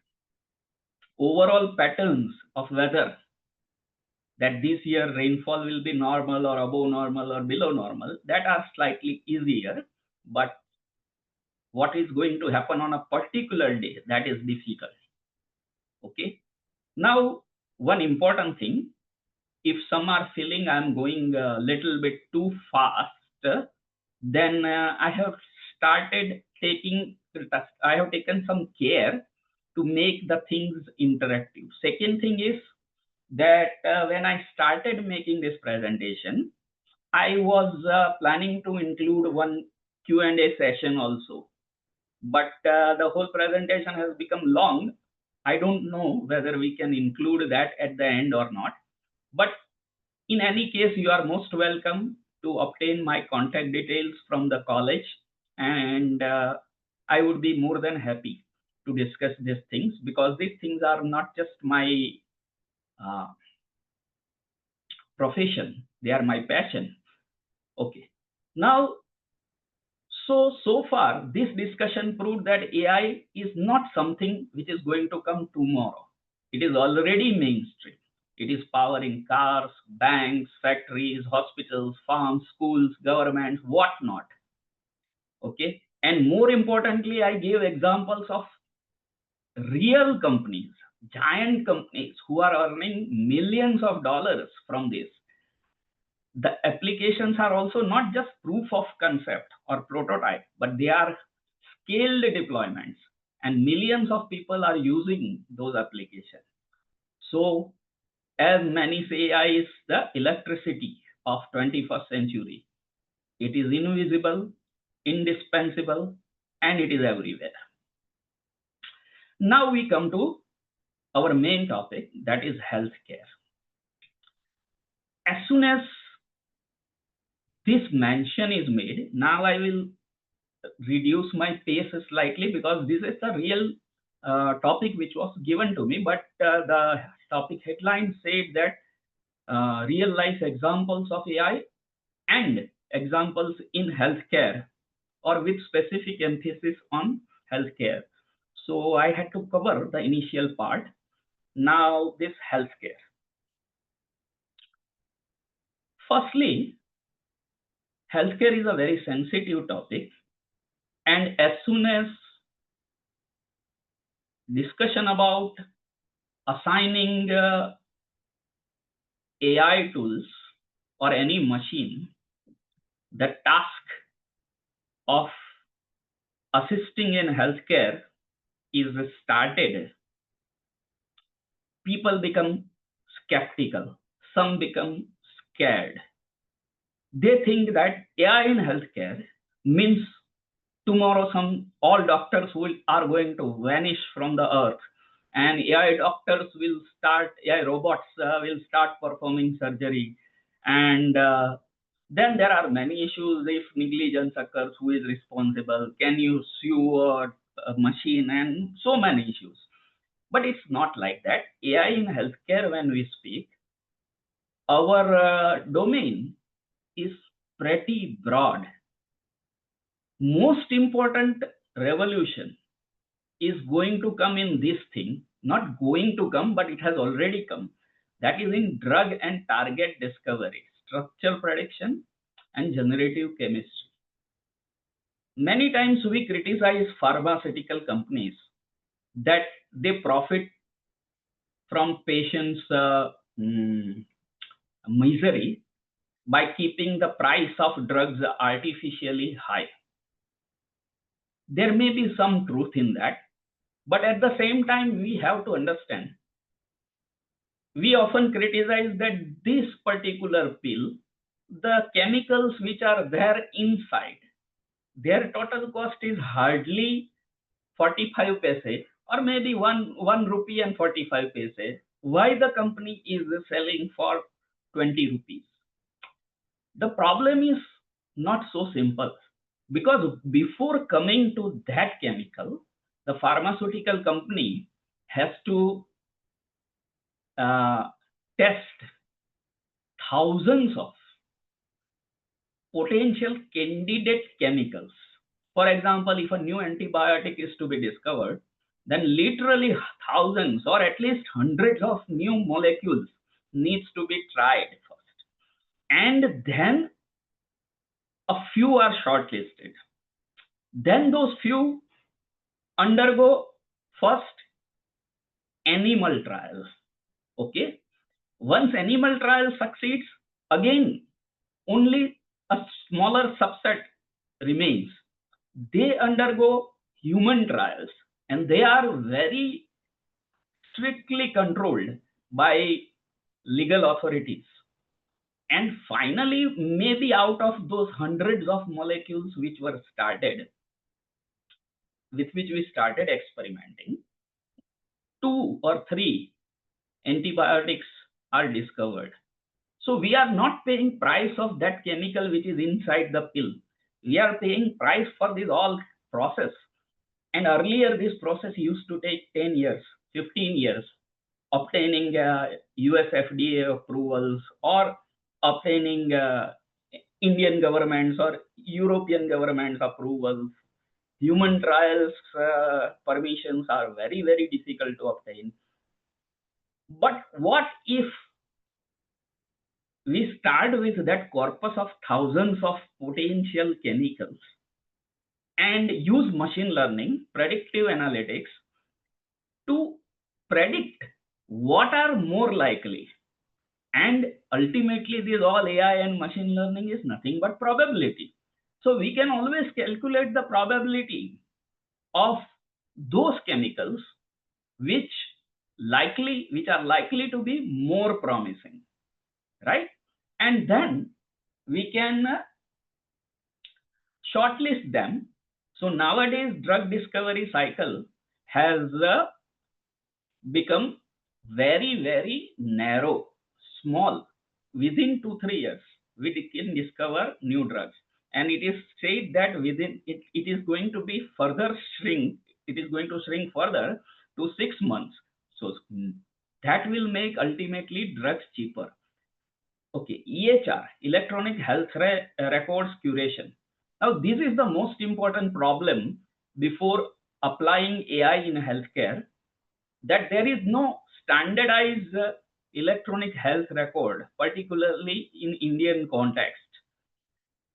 In many countries, for example, Netherlands health data, if you see, you will not believe it is higher or much higher top-notch data even compared to US or China or other countries. Okay, so very nice health data standardized is to be maintained by each and every doctor, each and every hospital, and that data remains in the government's repository. Patient as well as qualified data scientists, they can access that data. Pharmaceutical companies can also access that data with proper permissions and restrictions. The data is completely aggregated and anonymized, so there is no question of violation of privacy. So in that EHR curation, think about country like India with population of billions. How difficult this would be, but AI can help it. And once data is created, then you have to extract knowledge for that. We are going to do a small hands-on session on this. Knowledge has to be extracted from that. What are the symptoms? Then what other, what is called named entity recognition, NER. What are important key terms in the doctor's notes, etc. Other important example of AI is in healthcare is doing imaging at scale. CT scan, MRI, mammograms, chest x-rays. In that, many AI models have already started outperforming radiologists with 10, 12 years of experience. Again, the criticism is often done that a radiologist with experience of 30 years has seen thousands of cases. So, or maybe hundreds of cases. How can a model match its expertise? Then this Google's etc. data was also curated by radiologists who are highly experienced, qualified all over the world. Not only that, the tumor etc. were annotated by also highly qualified radiologists and technicians. And they have already started outperforming detection of tumor. One important thing why they why humans will not be able to match is that there is a technique called augmentation. Augmentation augments the features inside the X-rays or MRI which are not visible to human eye by mathematical process, and therefore there is no harm in taking their help in decision support. In India, there is a firm which has developed an app which in which one has to just send the image of I think breast, and it will detect breast cancer, because women often, due to some inhibitions or lack of awareness or reluctance to go to a male doctor, do not get themselves examined, and breast cancer is the largest cause of death in women after cervical cancer. So that app has already started working, a Bangalore-based firm, right? Then this signal processing at scale, wearables, IoT technique. Now, how handy this would be? Suppose you are a very busy MD doctor and you have 150 patients who are scattered all over city, among which many need to be monitored daily. So give them some wearable. It is attached with their mobile phone. The ECG, EEG will directly come to your dashboard daily or even every minute, depending upon how much is the seriousness of the patient. And you can immediately, the dashboard will be designed such that serious cases highly above the normal values will be flagged as red. A bit serious cases around normal values but on higher side will be flagged as orange. Those who are in the normal range will be shown by green. So just how easy it is now for the doctor. Just first focus on prioritize those who are red and orange, and the patients who are in the green zone, you can give them appointment later. Operations, supply chains. Now that we already discussed logistics and supply chains, warehouse design, Amazon uses this, DHL uses this. Okay, but this is very important in the healthcare perspective, because medicines, if you remember, at the time of Corona, the tragedy was often that sufficient COVID medicines were being produced at the factory, but they were not, we were not able to supply them because we did not have data-driven supply chains. We did not know how many facilities with cold storage and everything were available. Same is the case for any vaccine, polio vaccine or other vaccines, AIDS vaccine, right? So optimization of those supply chains, that can be done with AI. Okay. So this shows that AI is not just robot doctors who will start operating on your knee joint tomorrow, but okay, now it is 8:18, so okay, fine. I think I will be able to finish in time. We should understand why now. So actually, healthcare is a tough domain to tame, and a giant company like IBM developed a model like Watson with exclusive aim of catering to healthcare services many years back.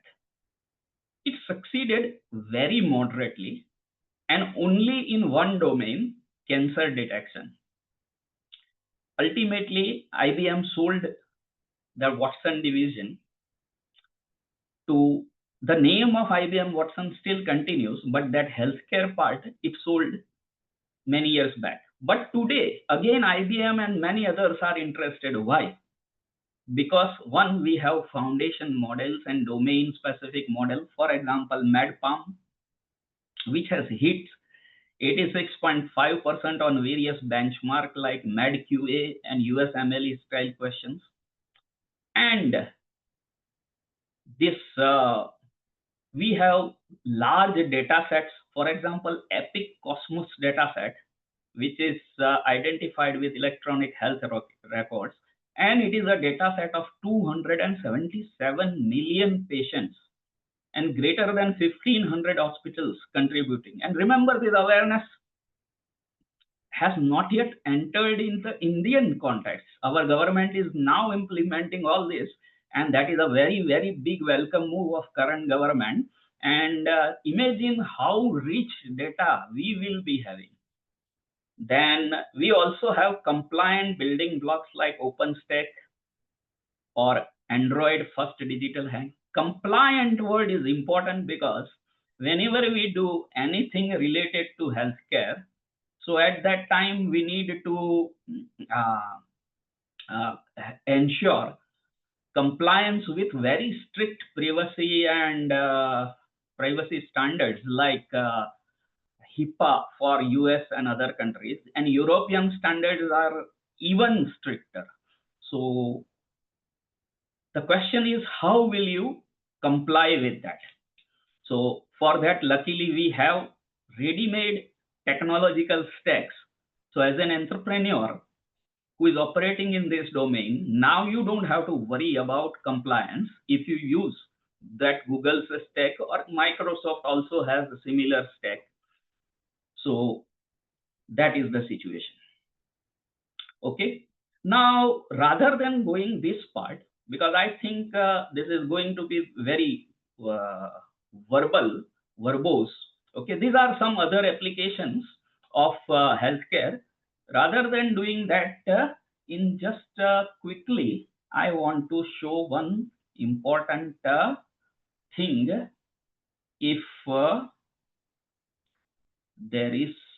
that is possible. So pardon me for a short interruption.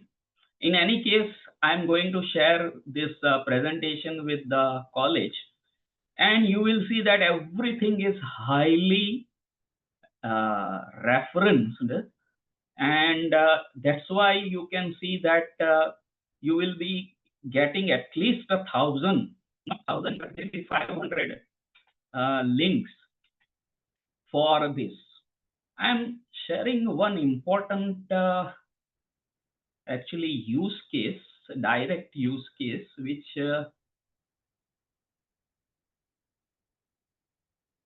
give me some time. Apologies for that.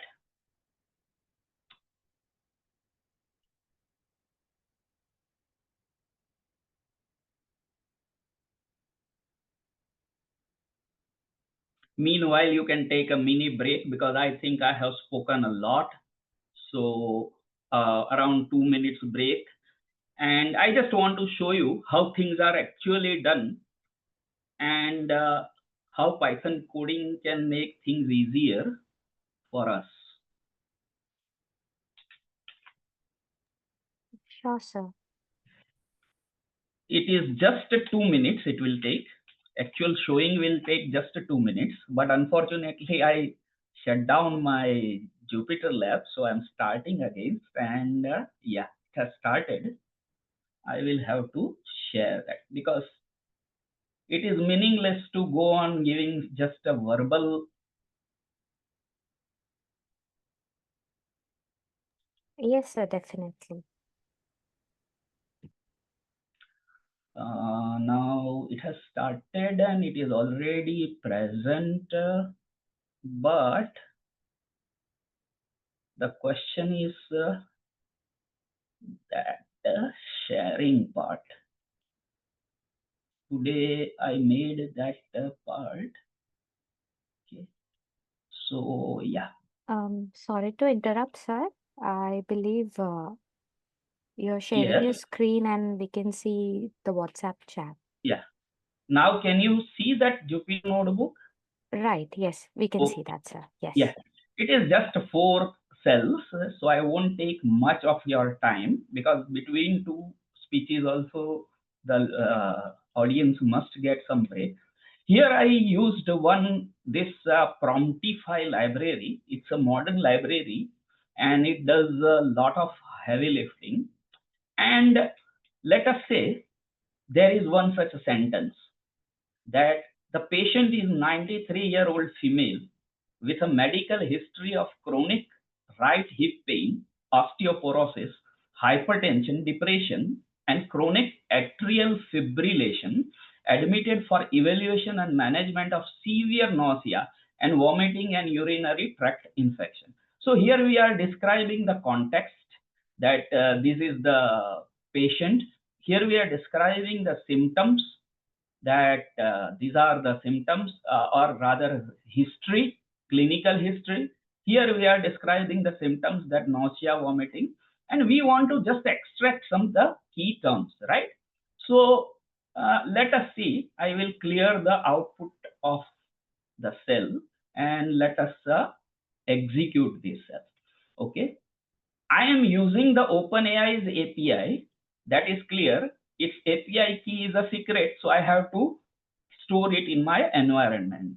And this is my prompt. Apart from prompt, important thing is I have to give I have to store one Jinja template with samples. But you can see that such a long phrase, okay, it is nicely extracted in this manner. And this is just one patient's data as an example. But think about 10,000 patients' data in a CSV file.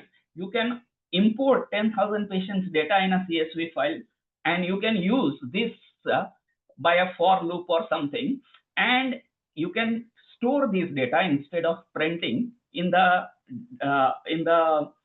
other CSV file.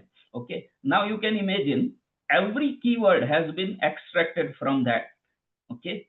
And because this is the big problem with healthcare, that doctors often complain that they don't have time to write things in much detail. So you all know jokes about the handwritings of the doctors, though their own counsel has prescribed that you have to write in capital letters only, but nobody follows, and their always reason is that we don't have that much time. Sometimes we have to attend maybe 20 patients or 10 patients, of which 2 are serious. How can you expect? So, but technology has solution for that. They can just wear a microphone in their with their stethoscope in their neck and just speak this thing that this whole detail. It will be converted from speech to text by AI tools, and it will be stored in a database CSV file. Then the doctor will visit the second patient, same thing, and so on. The database will be created. And the most painful task in data science is obtaining the data. Once that is done, then you will not believe, but the whole field, whichever field has reliable data, that grows by leaps and bounds actually. Okay. Second thing is, suppose the same sentence, but now I want to classify medical conditions based on the domain. Okay. So for that, I am again, I think output is already there, so I'm clearing that output. Clear output. Okay, fine. And this prompter library is worth exploring by anybody who is exploring anything with OpenAI. It works Anthropic, it works with Cohere, any large language model. Okay, and then same sentence, but now if I extract it in this manner, this will take some time. Meanwhile, I show you that I had to create one Jinja template.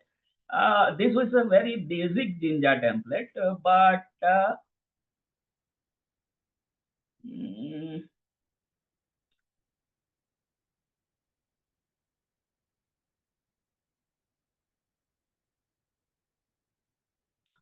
okay, yeah, this one. So that Jinja template actually embeds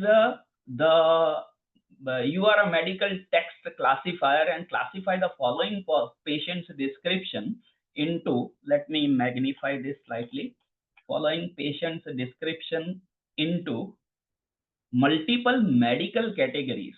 Now, this is also one problem because doctors have their own terminology and jargons, and it is difficult for a layman or other person who is even super fast at typing to understand what they are talking. But if you have trained a large language model on healthcare data, then you can easily classify. So this is actually going to be a multi-class classification example, right?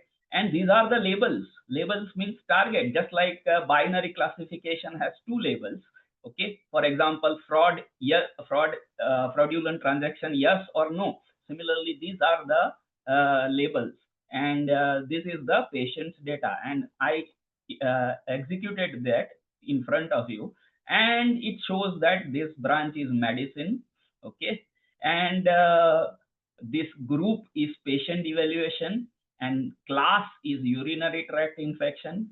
Second time it shows the chronic condition as the group, and the class is osteoporosis. So you can create a nice nested JSON database, or if JSON is not acceptable, you can easily convert it into pandas data frame.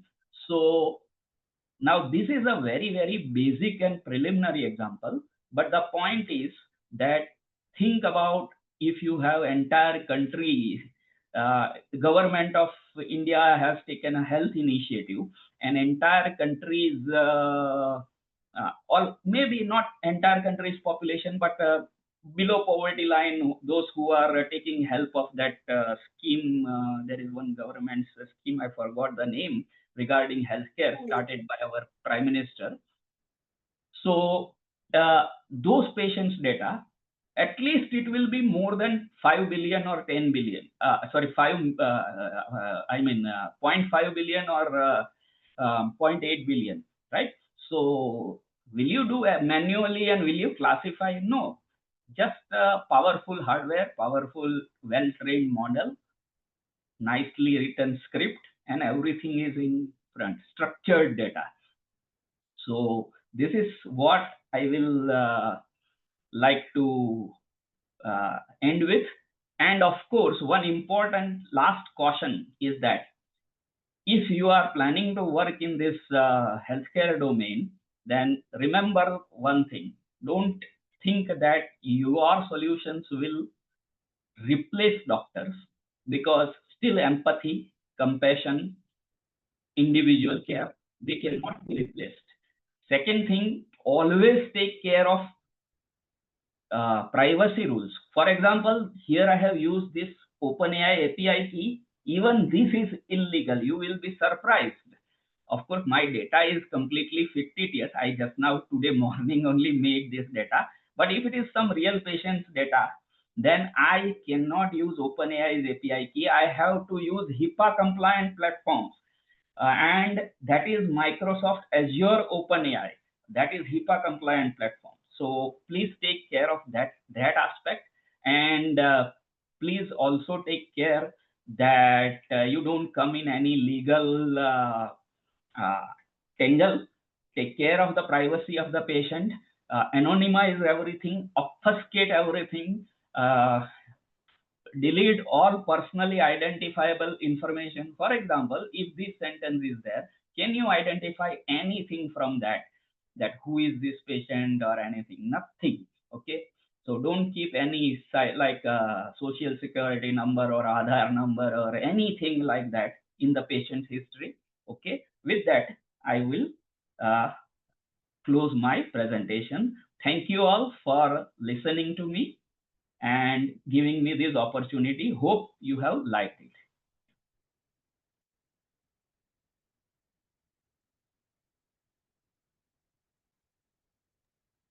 Thank you so much, sir, for your presentation and for sharing with us. I request participants to ask any queries or questions. If you have, sir, we'd be really happy to help with those. Yes, so, if there is time, I would be happy. Hello. Yes. Hello. Good evening, sir. Good evening. Yeah. Very nice session till now, sir, we had. Sir, I had one very basic doubt regarding this medical field research. I'm Yes. planning to do the research in the medical field, but Yes. somehow I got some experiences from our friends that it is very hard to get the data set from the medical field. So Okay. can you It please is hard. elaborate yeah, It is about hard. the data set to get the Hard. data set from the medical field, real world data set. It is not available in the Kaggle as such. So Okay. physically, If you look only at Kaggle, then Kaggle has some real data, but Kaggle's data, some are real, some are maybe already pre-processed and all. There are two things. One, there are countries which have large repository of data sets, and they are openly available. For example, I gave you the case of Netherlands. Netherlands healthcare data is completely available to anybody of the world who wants to do research. Okay, and second thing is you have to look not Kaggle but research papers published where archive, nature, um, then elsewhere, all those wherever reputed research papers are published, they also give the link of the data. Okay.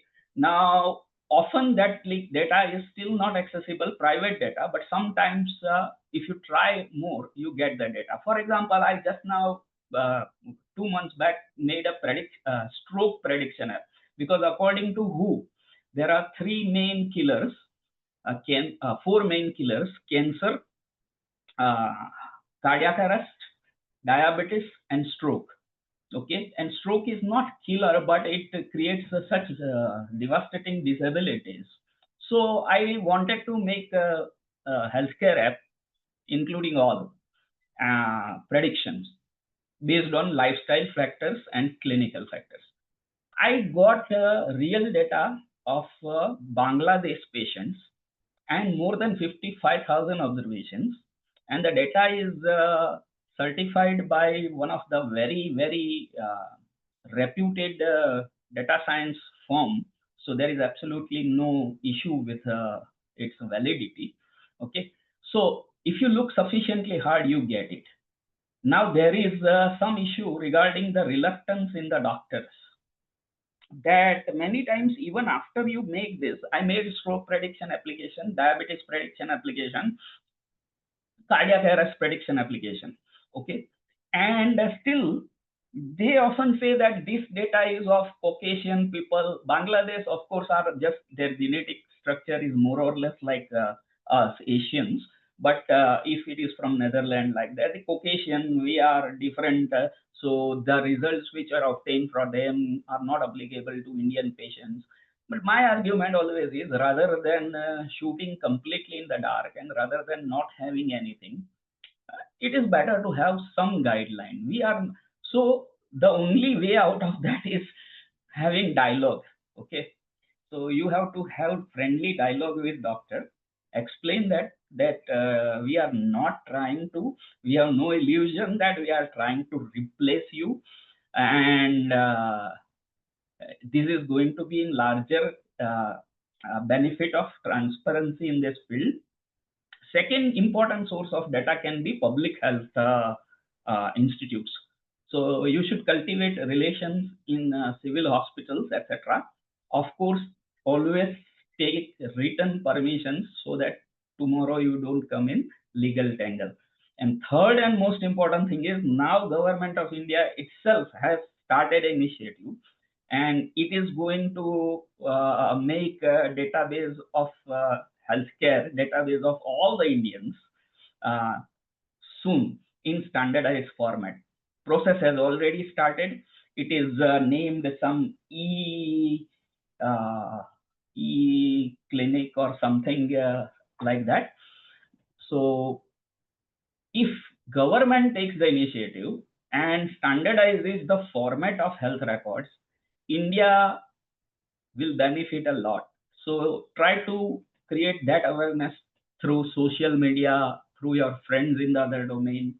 But I have learned one thing as a practitioner, that antagonistic approach conflicting approach does not work. Because most people are not willing to understand or accept. It hurts their ego that some machine made by us can be almost as good as us. You will be surprised, but I worked as a teacher of physics for 15 years, and I taught at level of GEE and all exams. So you can understand how much expertise I have cultivated over 15 years. 2,500 students I taught, among which around 1,500 are engineers and 500 are doctors, because at that time PCMB was the system. I'm not talking about myself. The point is, I'm talking about that I spent years cultivating expertise in physics, but I have today no shame in accepting that these models and AI tools, they have reached as good or almost as good as what I was within just few years. So nobody is ready to accept that part. So never challenge egos. Always accept that your expertise and etc. cannot be. Otherwise, these models and these AI tools, they are better than average person in any domain. They are better than average lawyers. They are better than average doctors. They are better than average teachers. They are better than average data scientists. They are better than average engineer. They are better than average anything.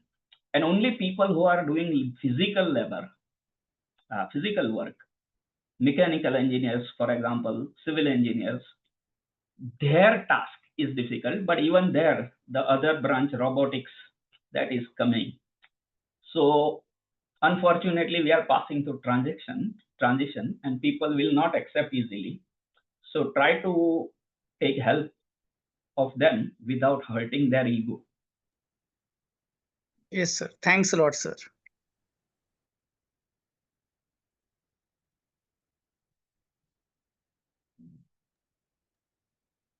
Hello. Um, Good evening, sir.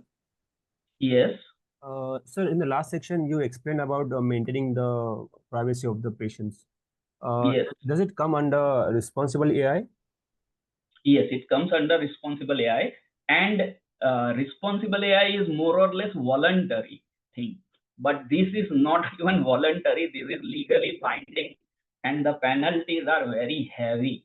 So finance and healthcare, these are very tough domains to operate in, and one should think. For example, I use Ubuntu Linux with hardening. Ubuntu Linux offers HIPAA compliant hardening. So if I want to process some healthcare data on my local machine, then yes, one important thing is you can completely get rid of all large language models, API, internet use. Just shut down internet, install large language models on your PC using Olama and Open Web UI. Some of you might have already done. So you are knowing that you can use Llama model, DeepSeek model, and many medical models on your own PC. But for that, you will require very powerful hardware. But then shut down internet, use it on your own PC. Same way you can create an API, locally operating API, use that API and develop a solution completely deployed on your own PC. Only the diagnosis and the reports that should go out to the doctor, but data should never go out of your machine. That is also one option. Hardware costs are very high. Minimum 10 lakh rupees is the hardware cost for any decent performance. Otherwise, it takes even on ordinary laptop also you can install your own large language model, but it will work very slowly. Okay, sir. Thank you, sir. Sir, one more question, sir. In the previous slides, I saw Epic Cosmos. I'm doing research on the medical domain, and it's really difficult to get the data sets, especially from hospitals and clinics. Does that Epic Cosmos provide data sets? Not to everyone. Actually, you have to certain sites are such that you have to ask for their permission. You have to establish your credentials. Now, I myself find it very difficult because I am not official faculty in a college, but some of you are officially associated with a recognized engineering college or medical college. So they will ask for your college name and some kind of verification, your professional email, and after verification they will give you access. There are many such sites. You have to establish yourself as a researcher. So very rarely they may ask you that at least show one or two projects which you have done on healthcare domain. Mostly nobody asks even projects. For professors and lecturers it is easy to get access. They will always give you access, because in Western countries they consider professors in very high regard, that they are considered that they are people with high integrity. They will not do illegal things with data. So I think if you have official email, try getting access. I will try to share one other document with Mr. Anupam Chaudhary, who invited me for this, which has one very good link of data sources for medical data. Okay, so you can take from him if it is possible. Yes, sir. Thank you so much, sir.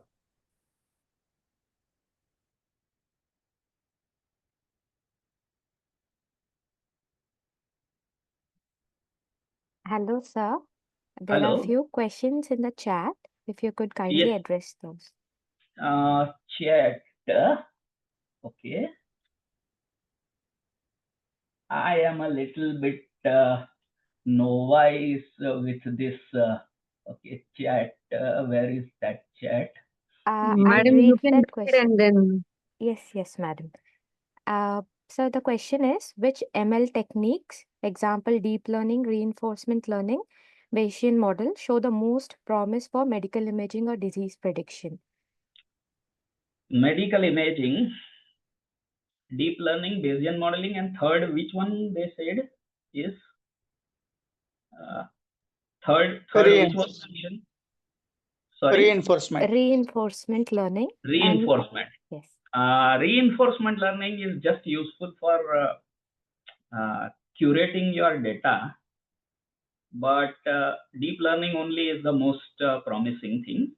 And in that, there are computer vision libraries which can do this CT scan and all.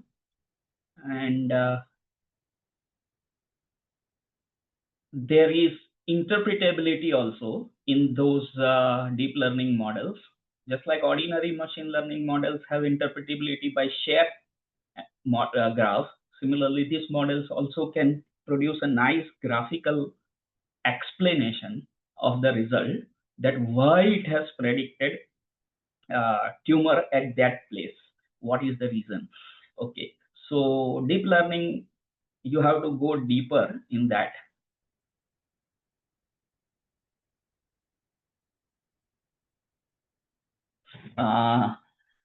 Some research opportunities. Sorry, I can now see that chat. Okay. Okay. So some light on research opportunities in the field of plenty of research opportunities. So I don't know, with Miss Aishwarya, what is currently, what are you doing? I mean, can you just type it? I am now looking at the chat. And in there are universities dedicated to this. For example, in Britain, there is that Liverpool John Moores University. Its main domain is healthcare analytics, and research opportunities there will be plenty of. Just Google it or have a look on even LinkedIn. I will give you the name of one person. This will apply to both previous question also and this question also. I am personally attending the workshops of this man, and they are fascinating, particularly about this deep learning part and medical imaging part. And he is a researcher. He is full-time researcher only, and his name is Nirmal God, and his WhatsApp number is +9178988907885. Let me check. Yes, okay. Attend at least one or two workshops. He goes in a lot of detail, and sometimes, I mean, he is tougher than me as a teacher or as a mentor. But his knowledge in the deep learning and in the imaging section, designing new algorithms, designing new optimization techniques. For example, if you have worked with this neural networks, you know that Adam optimizer we use often. So he's at present making his own optimization, and he is inviting collaboration for research. Okay, so hopefully, if you want to join, for example, I am no way linked with him, and nothing. I don't have any. I have not even seen him, but I have attended his. This is some link which he sent me. Unfortunately, currently I am so busy, I am not attending, but I have told him that I will attend, and he takes charges some money. Around for 3 hours of workshop, he charges 1,000 rupees. But nowadays we spend that much on one pizza in a metro city. So I think knowledge is better. Sure, sir. Thank you. Thank you for the number and as well as the link.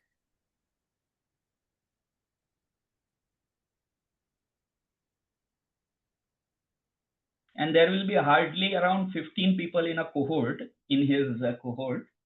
And he will actually teach you how to publish your own research paper in the healthcare domain or any other domain. Particularly in the deep learning, he's expert. Okay, sir. Thank you.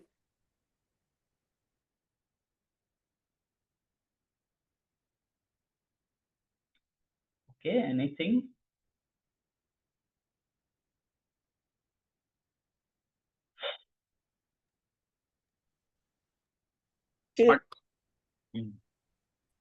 Okay. Thank you so much, sir. I believe you have humbly answered the questions. I would now take a moment to thank you. Thank you, Mr. Tejas Desai, for delivering such an insightful session. Privilege is mine, ma'am. Please. No Same here, formalities. sir. Okay, thank you very much. Welcome, sir.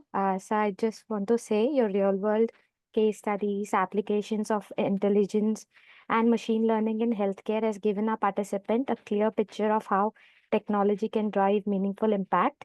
Your passion truly reflects depth of knowledge you have gained over the years, sir, and it clearly shows the passion you hold for this field. We're truly grateful for your time and effort and valuable knowledge you have shared with us today. Thank you so much, sir. Now, I would really be happy to say this to everyone. We are truly honored to have our respected principal, Dr. Varsha Shah, with us today. We deeply appreciate you for taking your time out of your busy schedule, ma'am, to be a part of this session. Your presence is a great source of motivation for us all. We warmly invite you, ma'am. We are humbled if you could address the gathering and share your words of encouragement with the participants. Thank you so much. Respected speaker of the day, Shri Tejas Desai, sir. It was a great session as far as application of AI and ML is concerned, with a special emphasis on healthcare. And I was here right from almost the beginning of the session, and your session was not only full of contents, but it was having a practical approach. And very wonderfully, you have explained the biggest hurdle of healthcare applications is the data and how to get the data and what are the best resources. It was a great insight, and that's going to help all the researchers, those who are interested in doing a research with the help of AI in the healthcare sector. Thank you. We are really honored to have you with us, sir.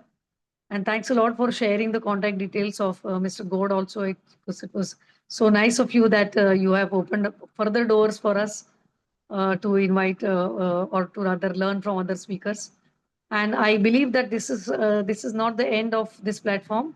We will be inviting you time and again because I think the healthcare sector is very, very vast.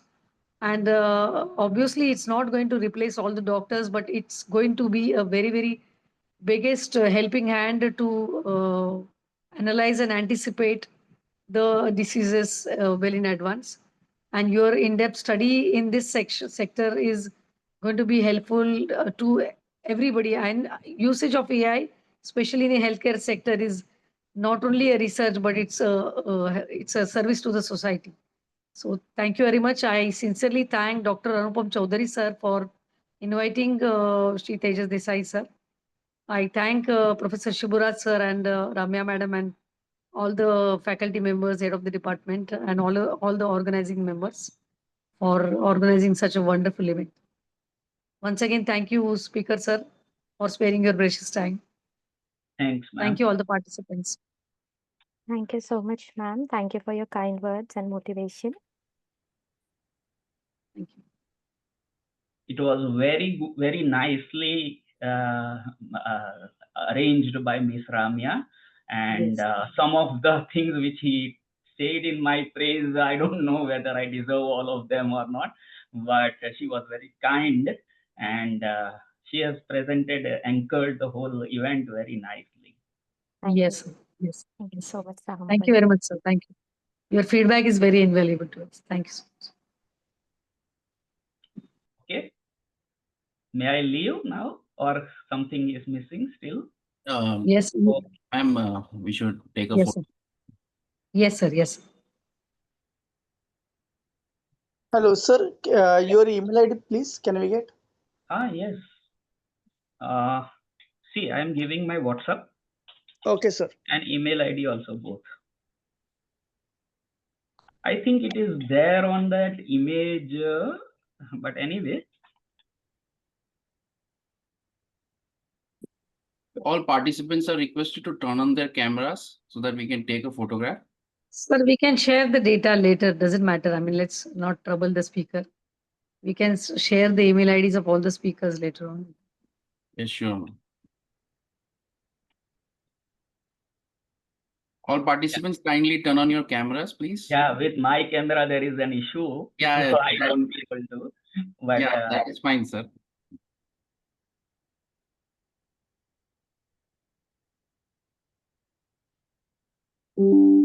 Thank you, everyone. Thank you, sir. Thank you. Madam, with your permission, can we go Yeah, ahead? yeah. Please conclude. Yeah. Thank you so much, ma'am. Today, through the insightful sessions by Dr. Bhavesh and Mr. Tejas Desai, along with Soft Flame Solution, we explored practical side of AI/ML through an industry tour and understood its powerful applications in real world, especially in healthcare. Both sessions helped our participants bridge classroom knowledge with industry practices, igniting new ideas how AI/ML can be harnessed to solve real world challenges.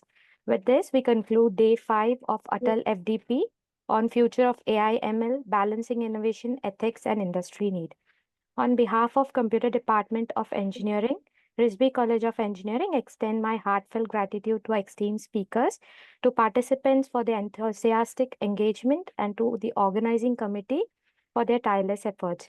We also express our sincere thanks to our principal, Dr. Varsha Shah ma'am, our management, and AICT for their continuous support and encouragement. We look forward to welcoming you all with the same enthusiasm for day 6 of the FDP. Participants, kindly note, the session starts at 2 p.m. tomorrow. Kindly join on time. Thank you once again. Wishing everyone a pleasant evening, and thank you for being wonderful audience. Thank you so much. Thank you, ma'am. Thank you, sir.